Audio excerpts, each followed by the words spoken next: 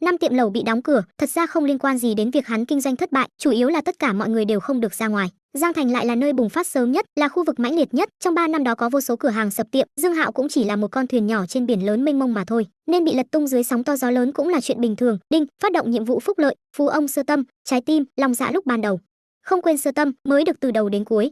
Là một phú ông, không thể quên cội nguồn, muốn thường xuyên nhớ mình là ai, mình đến từ đâu, mình ở nơi nào, mang theo một trái tim biết cảm ân, rèn luyện và tiến lên. Nội dung: mở lại tiệm lẩu Dương Ký, triệu hồi công nhân cũ. Phúc lợi 1 giờ 10 phút triệu tài chính để mở tiệm. Phúc lợi 2, danh ngạch buôn bán của tiệm lẩu sẽ x 2 lần. Khi Dương Hạo đang nghĩ đến mở lại tiệm lẩu, âm thanh nhắc nhở của hệ thống đã vang lên. Nhiệm vụ phúc lợi. Lại còn có nhiệm vụ phúc lợi.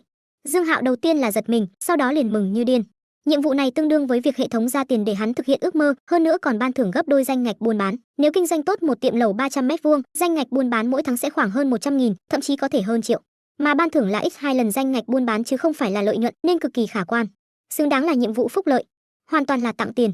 Mạnh Ngọc Ngọc thì không có nhiều hứng thú với cửa hàng này, chủ yếu là có 688 m² ở trước, cửa hàng 150 m² này lại có vẻ cực kỳ bủn xỉn, nhất là cửa hàng trống rỗng, hoàn toàn không có gì để xem. Vị tiểu trà trà này nhân lúc Dương Hạo đang đi loanh quanh trong cửa hàng, đã chọn 9 tấm ảnh chụp và đăng lên vòng bạn bè. 9 tấm ảnh này, có 8 tấm là chụp trong khu nhà cao cấp và 688 m², chỉ có một tấm ở giữa là nàng selfie trong xe Yang Wang U8. Đồng thời nàng còn rất tâm cơ mà nghiêng đầu qua một bên, nhìn qua như đang tựa vào vai tài xế, thực ra là nàng cố tình để lộ logo ở trên ghế. Hơn nữa nàng còn định vị ở Tinh Vân Loan. Đồng thời phối hợp với Văn Án có năng lượng rất tích cực, đi nhận nhà với Dương đại ca, bỗng nhiên hiểu được ý nghĩa của phấn đấu, Ngọc Ngọc phải cố gắng lên nha. Đăng xong, Mạnh Ngọc Ngọc lại nhìn Dương Hạo với ánh mắt ôn nhu, giờ phút nàng hắn đang đứng giữa cửa hàng trống trải, một tay sờ cằm, tựa như đang tự hỏi gì đó. Bỗng nhiên cảm thấy Dương đại ca cũng rất đẹp trai nha. Mạnh Ngọc Ngọc thầm cảm khái, không biết đây là hiệu quả của năng lực tiền tài. Tinh tinh, điện thoại bỗng nhiên vang lên, có người nhắn WeChat cho Mạnh Ngọc Ngọc. Nàng mở ra xem, là người được ghi chú là Tình Tình. Thấy tin nhắn của đối phương, khóe miệng Mạnh Ngọc Ngọc cong lên, Tình Tình này chính là bạn đại học đã cưới Phú Nhị Đại cách đây không lâu, bởi vì gả cho nhà tốt, cho nên thường xuyên khoe của ở trên vòng bạn bè. Tuy hai người quan hệ khá tốt, nhưng con gái đều thích ganh đua so sánh, trong lòng Mạnh Ngọc Ngọc rất hâm mộ và thèm muốn, thậm chí là có chút ghen tị. Nhưng nàng biết, hôm nay mình tuyệt đối có thể hòa một ván. Nàng mở khung chat của Tình Tình, quả nhiên đối phương cũng rất cảm khái. Ngọc Ngọc, cậu lại tìm được bạn trai ở Tinh Vân Loan sao? Ngọc Ngọc, bạn trai cậu ở nhà 688 m². Ngọc Ngọc, cậu tìm được người bạn trai giàu có như vậy ở đâu? Sao lúc trước không nghe thấy cậu nhắc đến, hôm nay rảnh thì tụ tập đi. Mạnh Ngọc Ngọc còn chưa kịp trả lời thì đã có tin nhắn mới. Hà muội, Ngọc Ngọc, phát tài đừng quên chị em nha. Hà muội, hâm mộ đến chảy nước miếng, nghe nói Tinh Vân Loan rất đẹp, có thể đi nhà cậu tham quan không? Người ghi chú Hà muội này cũng là bạn đại học của Mạnh Ngọc Ngọc, sau khi tốt nghiệp thì hai người đều phát triển ở Giang Thành, thỉnh thoảng sẽ gặp mặt ăn cơm, quan hệ cũng được. Hai người bạn tốt đều gửi tin nhắn hỏi thăm, Mạnh Ngọc Ngọc càng vui vẻ hơn, đôi mắt to đã híp lại thành một đường nhỏ. Giờ phút này, lòng hư vinh của tiểu trà trà được thỏa mãn cực lớn. Phòng tập bác lực, Vu Lệ Lệ cũng nhìn thấy vòng bạn bè của Mạnh Ngọc Ngọc, trời ạ, Tinh Vân Loan. Nàng nhịn không được mà kêu lên một tiếng. Nàng biết Dương Hạo là kẻ có tiền, nhưng không ngờ lại là đại lão ở Tinh Vân Loan. Phải biết, căn nhà rẻ nhất ở đó cũng gần 20 triệu. Vu Lệ Lệ không khỏi lại hối hận với hành động của mình ngày đó, nàng lại đề cử đại lão này cho Tôn Tâm Di. Nội tâm Vu Lệ Lệ rất phức tạp, tiếp đó lại mở ảnh của Mạnh Ngọc Ngọc ra xem. Đây, cũng quá rộng rồi. Chỉ nhìn ảnh thôi mà nàng đã khiếp sợ không thôi rồi. Lệ Lệ, mau nhìn vòng bạn bè của Ngọc Ngọc. Lúc này, Chu Linh cũng nhìn thấy, lập tức kêu lên một câu, tiếp đó cũng phát hiện đối phương đang xem rồi. Anh Dương cũng quá giàu rồi, nhà này phải bao nhiêu mét vuông chứ, chỉ nhìn phòng khách hình như đã rộng hơn nhà chúng ta rồi. Chu Linh cảm khái một câu. Tinh Vân Loan có 3 loại, nhỏ nhất cũng gần 300 m², rộng nhất thì gần 700 m². Lúc trước Vu Lệ Lệ từng tìm hiểu về Tinh Vân Loan, nhưng nàng cũng không dám mơ là sẽ được vào đó ở, mà chỉ muốn tìm cơ hội đi vào tham quan thôi. Chu Linh vừa xem ảnh vừa nói, vậy chắc anh Dương ở loại rộng nhất. Chắc vậy, dù sao cũng không phải loại nhỏ nhất. Vu Lệ Lệ cũng không dám khẳng định đó có phải là căn rộng nhất không, nàng nhớ là còn một loại hơn 400 m², từ ảnh thì rất khó phân biệt. Phòng nghỉ, Tôn Tâm Di vừa dạy xong một tiết, đang uống nước. Nghe thấy tiếng bàn tán bên quầy lễ tân, nàng lập tức mở WeChat, tiếp đó liền lướt đến bài đăng của Mạnh Ngọc Ngọc. Mấy tấm ảnh này cũng làm nàng rung động không thôi, nàng và Triệu Doanh Doanh thuê một căn nhà chỉ hơn 70 m², còn không bằng một nửa phòng khách trong ảnh. Nếu như không nhìn thấy loại nhà xa hoa này, nàng sẽ không cảm thấy nhà mình quá kém, nhưng sau khi nhìn thấy, trong lòng khó tránh khỏi sinh ra một chút chênh lệch. Nếu như đây chỉ là nhà của người lạ, có lẽ nàng sẽ không có quá nhiều cảm giác, nhiều nhất là hơi xúc động mà thôi, nhưng đây là nhà của Dương Hạo. Một người đàn ông mua 100 tiết học của nàng, còn tặng nàng túi Prada và vòng tay LV. Người đàn ông mới quen mấy ngày này, lại tiêu hơn 100.000 lên người nàng. Triệu Doanh Doanh lại không phải người ngu, đương nhiên sẽ không cho rằng Dương Hạo không có tâm tư gì khác. Chỉ là vị Dương đại ca này rất biết làm việc, khi tặng quà thì luôn tìm lý do chính đáng, để nàng không tiện từ chối. Nhất là vòng tay LV, vì để cho mình nhận vòng tay mà còn tặng kèm bạn thân Triệu Doanh Doanh một cái. Tuy Dương đại ca ngoài miệng không nói gì, nhưng Tôn Tâm Di cảm thấy vị này nhất định là muốn theo đuổi mình, thậm chí là còn có thể thêm một chữ in phía sau theo đuổi. Là đang theo đuổi. cho nên mới nói, thật ra khu nhà cao cấp trong ảnh của Mạnh Ngọc Ngọc có lẽ cũng có quan hệ với nàng. Tâm trạng của nàng tự nhiên cũng trở nên phức tạp, hoặc là nói là dao động. Tinh tinh, âm báo WeChat vang lên. Là Triệu Doanh Doanh gửi tới, thân ái, có tin tức của lão baby nhà mình không? Bắt đầu từ hôm qua, vị bạn thân Triệu Doanh Doanh này đã gọi Dương Hạo là lão baby nhà mình. Mà Tôn Tâm Di nhìn thấy tin nhắn của Triệu Doanh Doanh thì lại thấy căng thẳng trong lòng. Nàng đã hơi hối hận khi mình nói cứng như vậy, dĩ nhiên lại nhường Dương Hạo, còn tưởng là bạn thân sẽ không dám nói đi làm mẹ kế cho người ở trước mặt mình. Mà bây giờ, bạn thân còn nhờ mình làm máy bay yểm trợ. Cục diện này làm cho nàng rất bị động. Nàng suy nghĩ một chút, sau đó chụp ảnh bài đăng của Mạnh Ngọc Ngọc và gửi qua. Alisa, Doanh Doanh, what? Alisa, quả nhiên là có tiểu yêu tinh ra tay với lão baby nhà mình. Alisa, mau gửi tất cả ảnh cho mình muốn xem. Alisa, mình đã nói rồi, Mạnh Ngọc Ngọc kia cũng không phải người tốt lành gì. Alisa, anh Dương, nhất định phải thủ vững nha. Sau khi gửi ảnh chụp màn hình, Triệu Doanh Doanh lập tức oanh tạc tin nhắn. Tôn Tâm Di lại gửi từng tấm ảnh qua, vị bạn thân này mới kết thúc, chắc là đang tập trung xem ảnh. Mà nội tâm Tôn Tâm Di lại vô cùng phức tạp, suy tư giây lát, nàng mở một khung chat có ghi chú là chị Lị, đối phương là bạn thân của nàng, trước mắt đang phát triển ở kinh thành, nhưng hai người vẫn luôn rất thân, vẫn không giấu gì nhau. Nàng không gõ chữ, mà trực tiếp gửi một emoji ủy khuất đáng thương. Chị Lý trả lời rất nhanh, ui, ai lại bắt nạt Di Bảo, bé Di, nhà chúng ta rồi. Tôn Tâm Di mặt đen lại, đã nói bao nhiêu lần rồi, không được gọi Di Bảo. CH Di Lý, ha ha ha, cái này chứng tỏ cậu nhiều nước. Vị bạn thân này lái xe không hề kiêng kỵ. Lái xe thường chỉ những lời nói 18 cộng. Tôn Tâm Di không nói gì, nàng đã quen với cách trò chuyện của đối phương, vị bạn thân này là lão tài xế hàng thật giá thật, bạn trai đếm không hết. Tôn Tâm Di tổ chức lại ngôn ngữ, tiếp đó trả lời, nếu có một người đàn ông lái xe sang ở khu nhà chục triệu theo đuổi cậu thì cậu sẽ làm gì? Chị Lý, mình sẽ bảo cậu tiểu cho mình tỉnh lại. Tôn Tâm Di lại cạn lời, tiếp tục nói, nếu như anh ta là một người đàn ông có tuổi, đã ly hôn và nuôi con một mình thì sao? Chị Lý, đó mà gọi là có tuổi à, đó là lão baby của mình. Tôn Tâm Di, chị Lý, con gái anh ta hơn kém cậu nhiều tuổi không? Hiển nhiên là vị bạn thân này đã đoán được Tôn Tâm Di đang nói đến mình, cho nên vấn đề này tương đối nghiêm túc. Tôn Tâm Di, không, mới 5 tuổi. Chị Lý, 5 tuổi. Chị Lý, hay là để chị đây ngăn cản kiếp nạn này cho.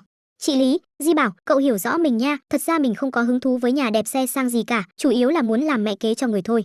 Nhìn thấy tin nhắn của bạn thân, Tôn Tâm Di lại nhịn không được mà trợn trắng mắt, đáp án đã quá rõ ràng. Tại trước mặt tài phú tuyệt đối, tuổi tác gì đó, ly dị nuôi con gì đó, đều không phải vấn đề. Thái độ của vị bạn thân này và Triệu Doanh Doanh là giống nhau. Chỉ có thể nói, tập tục của xã hội đã thay đổi. Tất nhiên, nhất định là vẫn còn những cô gái theo đuổi tình yêu đích thực, không quan tâm đến điều kiện vật chất, chỉ là tương đối ít mà thôi. Chị Lý, cố gắng nắm chắc đi, cơ hội vượt tầng lớp là rất khó đấy. Vị bạn thân này lại gửi một tin khá nghiêm túc. Gần như cùng lúc đó, Triệu Doanh Doanh lại gửi tin nhắn qua, đồng nghiệp nói nhà anh Dương là loại 688 m2, giá trị hơn 40 triệu. Alisa, giá trị con người của anh Dương phải hơn 100 triệu. Alisa, cho nên, đến đó mình dĩ nhiên lại từ chối một phú ông trăm triệu. Alisa, thân ái, mình bỗng nhiên không thấy tự tin, coi như lương năm của mình là 100.000, vậy cũng phải làm việc 400 năm mới mua nổi căn nhà đó. Alisa, nói cách khác, mình phải làm việc từ năm Thiên Khải thứ tư. Nhìn tin nhắn của bạn thân, Tôn Tâm Di cũng rơi vào trầm tư, có một số việc đúng là không nên nghĩ lại, ví dụ như khoảng cách về tài phú này. Có người ở khu nhà cao cấp trị giá 40 triệu, có người thì không mua nổi một căn nhà trọ 40 m2, cổng nhà trẻ. Hôm nay Dương Hạo đến tương đối sớm, còn 15 phút nữa hề hề mới tan học. Hắn không xuống xe, mà ngồi trong xe mở nhóm chat Dương Ký làm ăn hưng thịnh ra xem. Nhóm này đều là nhân viên cũ của Dương Hạo, lúc đỉnh cao thì có hơn 60 người, theo tiệm lẩu đóng cửa, bây giờ chỉ còn lại 18 người, trừ bỏ Dương Hạo ra thì còn 17 người. Thật ra Dương Hạo cũng từng nghỉ giải tán nhóm này, nhưng lại luyến tiếc, hắn vẫn luôn nghĩ, chẳng may có cơ hội Đông Sơn tái khởi thì có thể gọi mọi người trở về. Mà trước mắt, những người còn sót lại trong nhóm đều là những nhân viên đi theo Dương Hạo từ lâu, người ngắn nhất cũng làm 3, 4 năm, nhiều thì phải 10 năm như Từ Mỹ Trúc. Cho nên rất nhiều người đã trở thành bạn bè, thỉnh thoảng sẽ nói chuyện trong nhóm, tin nhắn cuối cùng là 3 ngày trước. Là Từ Mỹ Trúc bảo mọi người thu xếp thời gian tụ họp một chút, còn A Còng Dương Hạo, nhưng Dương Hạo không chú ý đến, cũng không trả lời. Có lẽ thấy người ông chủ như hắn không nói gì, nên mọi người cũng không hào hứng lắm, cuối cùng không tụ tập được. Dương Hạo cân nhắc một chút, sau đó A Còng tất cả mọi người các anh chị em, đã lâu không gặp, trưa thứ hai tụ tập đi, ăn lẩu ở phố thương mại Tinh Vân, tôi mời khách, mọi người cố gắng đến nhà. Hách Tiểu Soái anh Hạo, cuối cùng anh cũng xuống núi rồi. Trương Mỹ Linh oa, ông chủ sống dậy rồi, thứ hai được nghỉ, nhất định sẽ đi. Hà Uy đang tính ngày nào tụ tập đây, vậy quyết định thứ hai đi. Dương Hạo vừa nhắn, liền có mấy người đáp lại, đồng thời biểu thị nhất định sẽ đi. Nhìn thấy những cái tên quen thuộc này, khóe miệng Dương Hạo hơi cong lên, đều là anh chị em đã phấn đấu với nhau, nhìn thấy những cái tên này làm hắn nhớ đến thời gian mở tiệm lẩu. Tuy bận rộn và mệt mỏi, nhưng loại cảm giác cố gắng cho một cuộc sống tốt đẹp vẫn làm người khác dư vị mãi không thôi. Khi Dương Hạo rơi vào hồi ức, Từ Mỹ Trúc lại gửi WeChat cho hắn, anh Hạo, hay là đến cửa hàng em đang làm đi, có thể giảm giá. Nhìn thấy tin nhắn của nhân viên trung thực em gái tốt này, Dương Hạo lắc đầu cười, biết nàng muốn tiết kiệm tiền cho mình. Hắn lập tức trả lời nguyên nhân tụ tập ở đó, đến khi đó em sẽ biết, đúng rồi, nghỉ việc đang làm đi. Nướng Hồng Sơn. Lúc này còn chưa đến giờ cao điểm, trong tiệm cũng không bận, Từ Mỹ Trúc giật mình khi nhìn thấy tin nhắn này. Thật ra sau khi tiệm lẩu đóng cửa, nàng từng ảo tưởng rất nhiều lần, một ngày nào đó Dương Hạo sẽ gọi điện hoặc nhắn tin cho mình, nói cho nàng biết sẽ mở tiệm, bảo nàng qua hỗ trợ. Dù chỉ là mở tiệm bánh rán thì nàng cũng nguyện ý. Tuy nhiên, nàng vẫn không chờ được cuộc điện thoại đó. Mấy ngày trước lại gặp được Dương Hạo đến nhận đồ đi ship, nhìn thấy một người đàn ông hăng hái ngày xưa dĩ nhiên lại phải đi làm shipper, trong lòng nàng rất khó chịu, hôm đó tan làm nàng đã về nhà uống rượu. Cùng lúc đó, ý nghĩ chờ đợi Dương Hạo triệu hoán cũng bị chặt đứt, nàng cảm thấy ít nhất thì trong thời gian ngắn là không thể nhận được cuộc điện thoại kia. Nhưng nàng không ngờ là, vừa mới qua không được một tuần, tin tức nàng chờ đã lâu lại đến thật. Nàng rất hiểu Dương Hạo, biết đối phương là người nói là làm, đã bảo nàng nghỉ việc, đó chính là cần nàng hỗ trợ, chuẩn bị lập nghiệp lần nữa. Cửa hàng trưởng, đang là giờ làm việc, đừng chơi điện thoại. Cô là cửa hàng trưởng, phải làm gương cho mọi người. Khi Từ Mỹ Trúc đang ngẩn người, một phụ nữ trung niên đi ra từ sau quầy. Đây là bà chủ quán đồ nướng này, không thường xuyên đến tiệm, nhưng mỗi lần đến thì lại muốn tìm cảm giác tồn tại, thích nhất là nhằm vào Từ Mỹ Trúc. Nguyên nhân cũng rất đơn giản, vị này hoài nghi chồng mình thuê cô gái xinh đẹp này làm cửa hàng trưởng là có mục đích xấu. Mau cất điện thoại đi, còn không đi làm việc đi. Không muốn làm thì cứ nói thẳng. Thấy Từ Mỹ Trúc không phản ứng gì, bà chủ lại quát lên, giọng nói ngày càng to, mấy nhân viên trong tiệm đều nhìn qua. Chơi điện thoại trong giờ làm đúng là không đúng, nhưng trong ngành ăn uống này, không có nhân viên nào là không chơi điện thoại, bởi vì khi không có việc thì rất nhàn, không thể trợn mắt nhìn nhau đúng không? Cho nên khi cửa hàng không bận, ông chủ hoặc cửa hàng trưởng đều không quản chuyện chơi điện thoại. Đầu năm nay, tuyển nhân viên phục vụ cũng không dễ, nếu bạn quản quá nghiêm, người ta sẽ phủi mông đi chỗ khác, Vance bây giờ không biết nén giận đâu. Loại công việc như phục vụ cũng không phải bát sắt, đi đâu làm mà trả được, không vui thì đổi chỗ thôi. Từ Mỹ Trúc ngẩng đầu lên, nhìn bà chủ mặt mày dữ tợn kia. Nếu như là trước, nàng sẽ nhịn, dù sao nàng cũng không giống với nhân viên phục vụ bình thường, cũng đã qua cái tuổi bốc đồng rồi. Tuy nhiên, giờ thì khác. Nàng vốn muốn nghỉ việc rồi. Tôi cũng không muốn làm thanh toán tiền lương tháng đi, tôi đi luôn.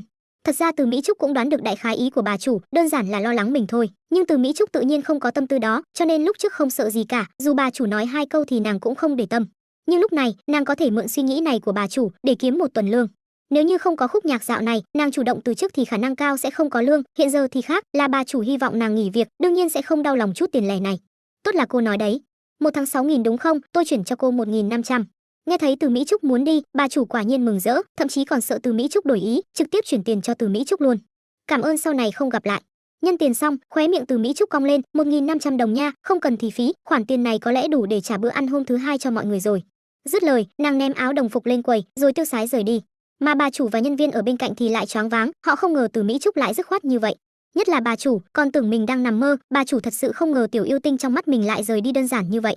Bà chủ quay đầu, đảo mắt qua mấy nhân viên phục vụ xấu khí, trong lòng thấy yên tâm hơn hẳn. Ngoài tiệm, Từ Mỹ Trúc đầu tiên là thở phào một hơi, tiếp đó lại gửi WeChat cho Dương Hạo đã từ chức, chờ anh Hạo triệu hoán. Cổng nhà trẻ. Hôm nay Dương Hạo đến tương đối sớm, còn 15 phút nữa hề hề mới tan học. Hắn không xuống xe, mà ngồi trong xe mở nhóm chat Dương Ký làm ăn hưng thịnh ra xem. Nhóm này đều là nhân viên cũ của Dương Hạo, lúc đỉnh cao thì có hơn 60 người, theo tiệm lẩu đóng cửa, bây giờ chỉ còn lại 18 người, trừ bỏ Dương Hạo ra thì còn 17 người. Thật ra Dương Hạo cũng từng nghỉ giải tán nhóm này, nhưng lại luyến tiếc, hắn vẫn luôn nghĩ, chẳng may có cơ hội Đông Sơn tái khởi thì có thể gọi mọi người trở về. Mà trước mắt, những người còn sót lại trong nhóm đều là những nhân viên đi theo Dương Hạo từ lâu, người ngắn nhất cũng làm 3, 4 năm, nhiều thì phải 10 năm như Từ Mỹ Trúc. Cho nên rất nhiều người đã trở thành bạn bè, thỉnh thoảng sẽ nói chuyện trong nhóm, tin nhắn cuối cùng là 3 ngày trước. Là Từ Mỹ Trúc bảo mọi người thu xếp thời gian tụ họp một chút, còn A còng Dương Hạo, nhưng Dương Hạo không chú ý đến, cũng không trả lời. Có lẽ thấy người ông chủ như hắn không nói gì, nên mọi người cũng không hào hứng lắm, cuối cùng không tụ tập được. Dương Hạo cân nhắc một chút, sau đó A còng tất cả mọi người các anh chị em, đã lâu không gặp, trưa thứ hai tụ tập đi, ăn lẩu ở phố thương mại Tinh Vân, tôi mời khách, mọi người cố gắng đến nhà. Hách tiểu xoáy anh Hạo, cuối cùng anh cũng xuống núi rồi. Trương Mỹ Linh oa, ông chủ sống dậy rồi, thứ hai được nghỉ, nhất định sẽ đi. Hà Uy đang tính ngày nào tụ tập đây, vậy quyết định thứ hai đi. Dương Hạo vừa nhắn, liền có mấy người đáp lại, đồng thời biểu thị nhất định sẽ đi.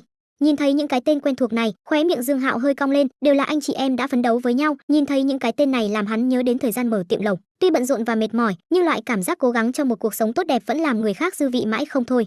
Khi Dương Hạo rơi vào hồi ức, Từ Mỹ Trúc lại gửi WeChat cho hắn, anh Hạo, hay là đến cửa hàng em đang làm đi, có thể giảm giá. Nhìn thấy tin nhắn của nhân viên trung thực em gái tốt này, Dương Hạo lắc đầu cười, biết nàng muốn tiết kiệm tiền cho mình. Hắn lập tức trả lời nguyên nhân tụ tập ở đó, đến khi đó em sẽ biết, đúng rồi, nghỉ việc đang làm đi. Nướng Hồng Sơn. Lúc này còn chưa đến giờ cao điểm, trong tiệm cũng không bận, Từ Mỹ Trúc giật mình khi nhìn thấy tin nhắn này. Thật ra sau khi tiệm lẩu đóng cửa, nàng từng ảo tưởng rất nhiều lần, một ngày nào đó Dương Hạo sẽ gọi điện hoặc nhắn tin cho mình, nói cho nàng biết sẽ mở tiệm, bảo nàng qua hỗ trợ. Dù chỉ là mở tiệm bánh rán thì nàng cũng nguyện ý. Tuy nhiên, nàng vẫn không chờ được cuộc điện thoại đó. Mấy ngày trước lại gặp được Dương Hạo đến nhận đồ đi ship, nhìn thấy một người đàn ông hăng hái ngày xưa dĩ nhiên lại phải đi làm shipper, trong lòng nàng rất khó chịu, hôm đó tan làm nàng đã về nhà uống rượu. Cùng lúc đó, ý nghĩ chờ đợi Dương Hạo triệu hoán cũng bị chặt đứt, nàng cảm thấy ít nhất thì trong thời gian ngắn là không thể nhận được cuộc điện thoại kia.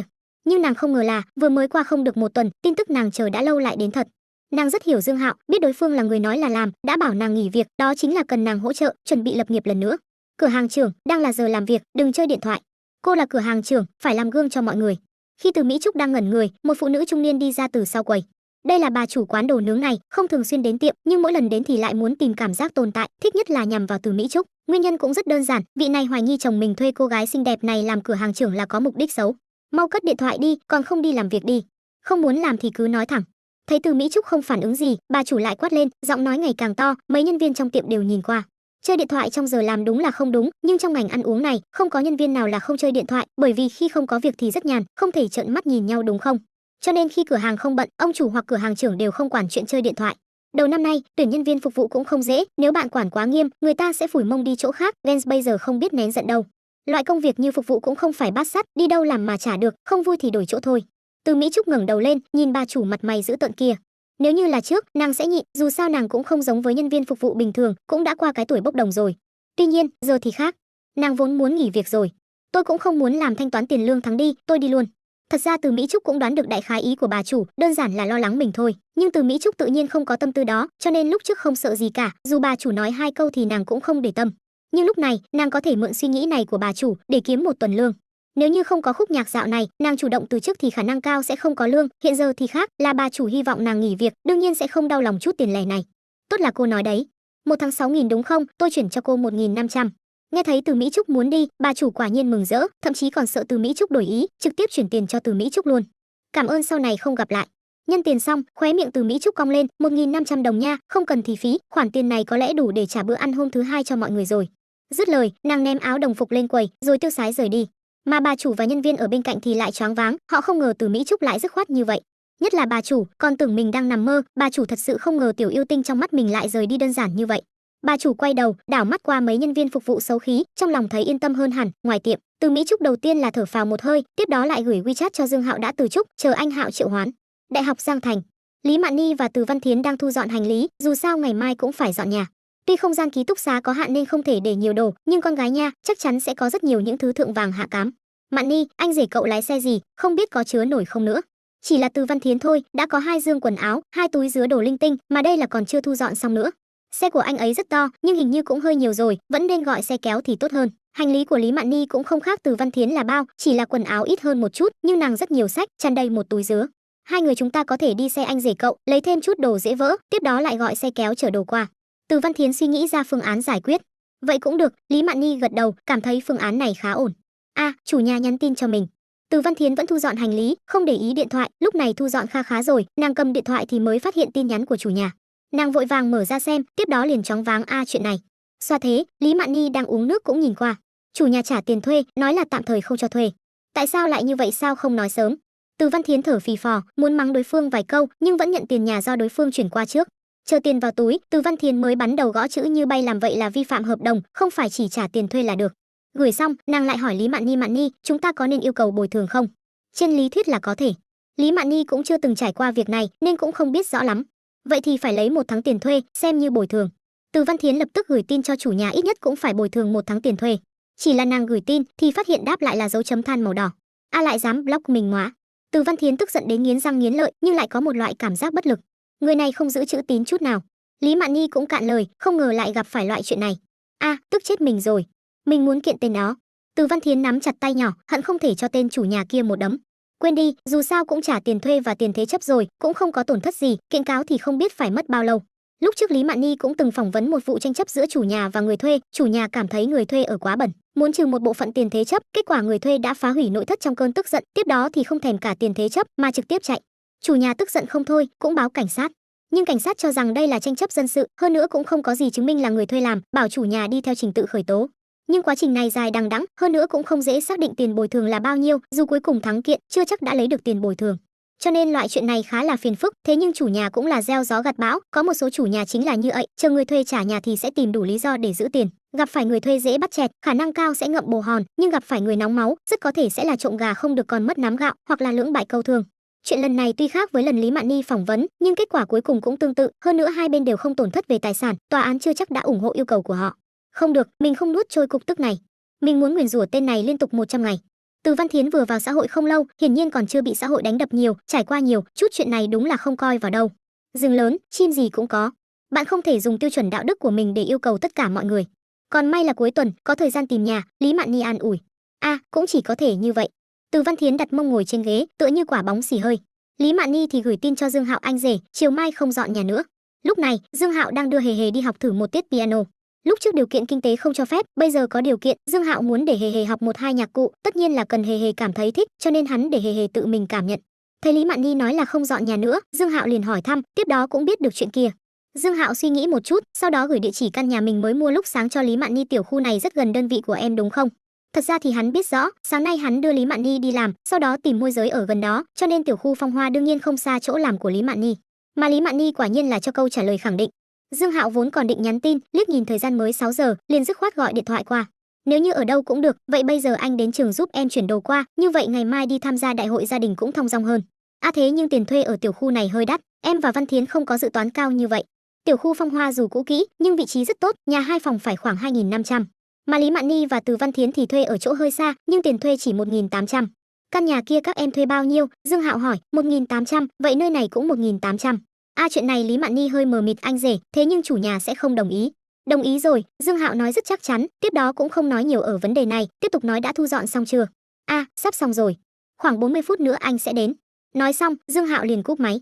Lý Mạn Nhi thì lại ngẩn người, thông minh như nàng mà nhất thời lại không hiểu chuyện này là sao. Căn nhà này rất có thể là của bạn anh rể, thế nhưng nếu chém tiền thuê xuống còn 1.800, phải thấp hơn giá thị trường 600, 700, nói không chừng anh rể còn phải bù vào khoản này. Nini, vì sao thuê nhà ở Giang Thành lại đắt như vậy chứ? Quá không thân thiện với người làm thuê chúng ta, tiền thuê nhà, ăn cơm, phí giao thông, phí điện nước, tiền điện thoại, lại thêm mua quần áo, mỹ phẩm cảm giác 1 tháng 4, 5.000 căn bản là không đủ xài. Có tổng tài bá đạo nào yêu thích mình không, cầu bao nuôi. Từ Văn Thiến đang lướt app thuê nhà, vẫn còn bực mình vì chuyện vừa rồi, nàng tự nện vào ngực mình như tên điên, lại phát ra tiếng kêu rên của người làm thuê. Dương tiên sinh, tôi cảm thấy Hề Hề rất có năng khiếu với piano, hơn nữa Hề Hề đang ở độ tuổi thích hợp để học piano. Học thử xong, giáo viên phụ trách dạy Hề Hề cười ha ha nói với Dương Hạo. Chúng tôi sẽ suy nghĩ một chút. Dương Hạo gật đầu, theo hắn hiểu con gái bảo bối của mình thì piano này không xong rồi, bởi vì tiểu nha đầu này còn vừa nghe vừa ngáp. Được, đây là danh thiếp của tôi, Dương tiên sinh có thể liên lạc bất kỳ lúc nào. Vị giáo viên họ Lý kia lại đưa cho Dương Hạo một tấm danh thiếp. Dương Hạo khách khí nhận lấy, bảo Hề Hề tạm biệt đối phương. Ra khỏi trung tâm nghệ thuật này, Hề Hề chủ động nói ba ba, con không muốn học piano. Được, Dương Hạo gật đầu. Hắn đã nhận ra con gái bảo bối của mình khả năng cao là không có duyên với môn nghệ thuật piano này. Thật ra Dương Hạo rất muốn Hề Hề học đàn piano, bởi vì con gái đánh đàn piano sẽ làm cho người ta cảm thấy cực kỳ thanh cao, lịch sự, nhã nhặn. Hơn nữa khi đánh đàn cần sống lưng thẳng tắp, cũng là một cách để gia tăng khí chất. Nhưng quá trình học piano rất khô khan, hơn nữa một khi học thì phải mất vài năm là ít nhất, cho nên nếu không có hứng thú thì sẽ rất vất vả. Dương Hạo bây giờ đang cầm kịch bản Đừng khinh trung niên nghèo, không cần để con gái bảo bối chịu tội. Cho nên, nguyện vọng của Hề Hề chính là số 1. Ba ba, con có thể học kèn sona không? Vừa rồi thấy một chú thổi kèn sona rất thú vị. Khi Dương Hạo đang nghĩ lần sau đưa Hề Hề đi học thử môn gì, thì tiểu nha đầu bỗng nhiên mở miệng. Kèn sona. Dương Hạo ngẩn người, tiếp đó bắt đầu ảo tưởng về tác dụng khi học kèn sona. Hình như sau khi mình lạnh thì sẽ dùng đến. Từ góc độ này thì đúng là thực dụng hơn piano, chờ đến ngày hắn lạnh, Hề Hề có thể thổi vài bài như Nhị Tuyền Ngầm. Chỉ là con gái học kèn sona cũng quá CMN không hài hòa rồi. Nhất là con gái bảo bối nhà mình còn đang yêu như vậy nữa. Ba ba, con có thể học không? Thấy Dương Hạo không lên tiếng, Hề Hề lại chu miệng hỏi lại. Có thời gian thì thử một chút, nhưng bây giờ ba muốn đưa con đi tìm gì? Dương Hạo qua loa một câu, nghĩ đại khái là 2 ngày thì tiểu nha đầu này sẽ quên việc này thôi. Hiện giờ đi tìm gì tuyệt vời. Nghe thấy đi tìm gì, Hề Hề lập tức hưng phấn hoan hô, ngoại trừ thời gian học tiếng Anh, Hề Hề cực kỳ thích gì? Đại học Giang Thành, ký túc xá nữ. Nói cách khác, anh rể cậu hỗ trợ tìm nhà, hiện giờ muốn đưa chúng ta qua đó. Từ Văn Thiến mờ mịt nhìn Lý Mạn Nhi. Chắc là vậy. Nhà 2 phòng ở tiểu khu Phong Hoa, tiền thuê 1.800, Từ Văn Thiến vẫn không dám tin không phải là chỉ có cái xác nhà đấy chứ, tiền thuê nơi đó rẻ cũng phải 2.400, 2.500 mà lại tương đối gần công ty hai chúng ta, khuyết điểm duy nhất là đắt. Anh ấy không nói tình hình nhà, nhưng nếu chúng ta có thể chuyển qua đó, vậy chắc không phải chỉ có xác nhà, Lý Mạn Nhi nói. Được rồi, vậy thì nghe anh rể, dù sao cũng không hại chúng ta. Từ Văn Thiến cũng không thèm hỏi thêm nữa, tiếp tục thu dọn. Chờ hai người dọn dẹp xong, Lý Mạn Nhi cũng nhận được điện thoại của Dương Hạo, nói là đã đến dưới ký túc xá. Hai cô gái lập tức chuyển hành lý xuống dưới. Quên không gọi xe kéo rồi, không biết xe của anh rể cậu có thể chở hết không? Lúc khuân đầu xuống, Từ Văn Thiến hỏi. Đúng rồi, anh rể cậu lái xe gì? Lý Mạn Nhi đáp anh ấy nói là BYD, dù sao cũng rất rộng. BYD cũng có SUV cỡ lớn, anh rể, xe của anh nhất định phải ra sức như vậy có thể tiết kiệm tiền xe kéo rồi. Từ Văn Thiến vừa cật lực khuân đầu, vừa suy nghĩ linh tinh. Mà sau khi nàng ra khỏi ký túc xá, lập tức bị hấp dẫn bởi chiếc U8 đứng cách đó không xa. Lại có vị sư muội nào được đại gia bao nuôi à? Yang Wang U8 nha, xe sang hơn triệu đấy. Từ Văn Thiến làm biên tập cho một công ty truyền thông mới, chiếc U8 này thuộc loại xe kèm theo lưu lượng, nàng còn từng viết 2 bài về nó, cho nên vừa nhìn đã nhận ra. Xe sang hơn triệu. Lý Mạn Ni ngẩn người nhìn bạn thân, nàng ngồi chiếc xe này mấy lần, chỉ cảm thấy nội thất bên trong rất sang chảnh, lại không biết chiếc xe này đắt như vậy. Dòng cao cấp của BID, giá sàn phải hơn 1,2 triệu, hình như còn phải mất thêm tiền. BID, Từ Văn Thiến bỗng nhiên nghĩ đến, lúc nãy Lý Mạn Ni nói anh rể nàng lái BID. Mà khi nàng đang ngây người, một người đàn ông cao to đã bước xuống xe. "Tiểu tử, đã lâu không gặp." Dương Hạo từng gặp Từ Văn Thiến khi đưa Lý Mạn Ni đi khai giảng vào năm nhất, còn có một lần Dương Hạo đến đưa đồ cho Lý Mạn Ni. Có điều, lần đưa đồ cũng là 2 năm trước rồi, nhưng Lý Mạn Ni thường xuyên nhắc đến người bạn thân này, cho nên Dương Hạo cũng có ấn tượng khá sâu với nàng. "Anh rể, muộn rồi mà còn làm phiền anh, ngại quá." Từ Văn Thiến vội vã đáp lại, cũng gọi anh rể theo Lý Mạn Ni. "Không có gì, chuyện nhỏ mà thôi." Dương Hạo khoát tay, lại bổ sung nhưng nên đổi cách xưng hô, gọi anh Dương là được. "Được, Dương đại ca." Từ Văn Thiến cảm thấy gọi như vậy thì thân thiết hơn. Lúc này, Hê Hê đã đẩy cửa xe và nhảy xuống, chạy đến trước người Lý Mạn Ni, cười hi hi nói gì, "Con cũng đến đón gì nha." Lý Mạn Ni để hành lý xuống, cưng chiều sờ đầu tiểu nha đầu. Dương Hạo thì mở cốp sau đó nhét 2 dương hành lý và một túi dứa vào trong, vẫn còn một bộ phận không gian. "Anh có thể vào ký túc xá không?" Dương Hạo muốn đi vào chuyển hành lý cho hai người. "Không được Dương đại ca, bọn em chuyển là được, thật ra cũng không có bao nhiêu." Từ Văn Thiến cười ha ha đáp. "Anh rể, anh ở đây chờ bọn em là được." Lý Mạn Ni cũng nói. Dương Hạo gật đầu được rồi, cũng không vội, không cần gấp. Hai cô gái lại trở về phòng. Chờ rời khỏi tầm mắt của Dương Hạo, Từ Văn Thiến mới kích động nói Mạn Ni, "Anh rể cậu phát tài nha. Lần trước tặng cậu túi Prada, hiện giờ còn lái xe sang hơn triệu. Hơn nữa anh rể cậu cũng rất đẹp trai, quả thực là ông chú hoàn mỹ trong phim truyền hình." "Chiếc xe kia hơn triệu thật à?"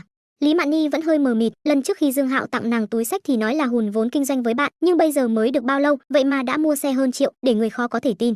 "Hơn triệu thật đây, không tin thì lên mạng xem đi." "Đúng rồi, Mạn Ni, chắc chị cậu còn chưa biết anh rể cậu phát tài nhỉ, bằng không nhất định sẽ hối hận chết mất." Từ Văn Thiến lại nói.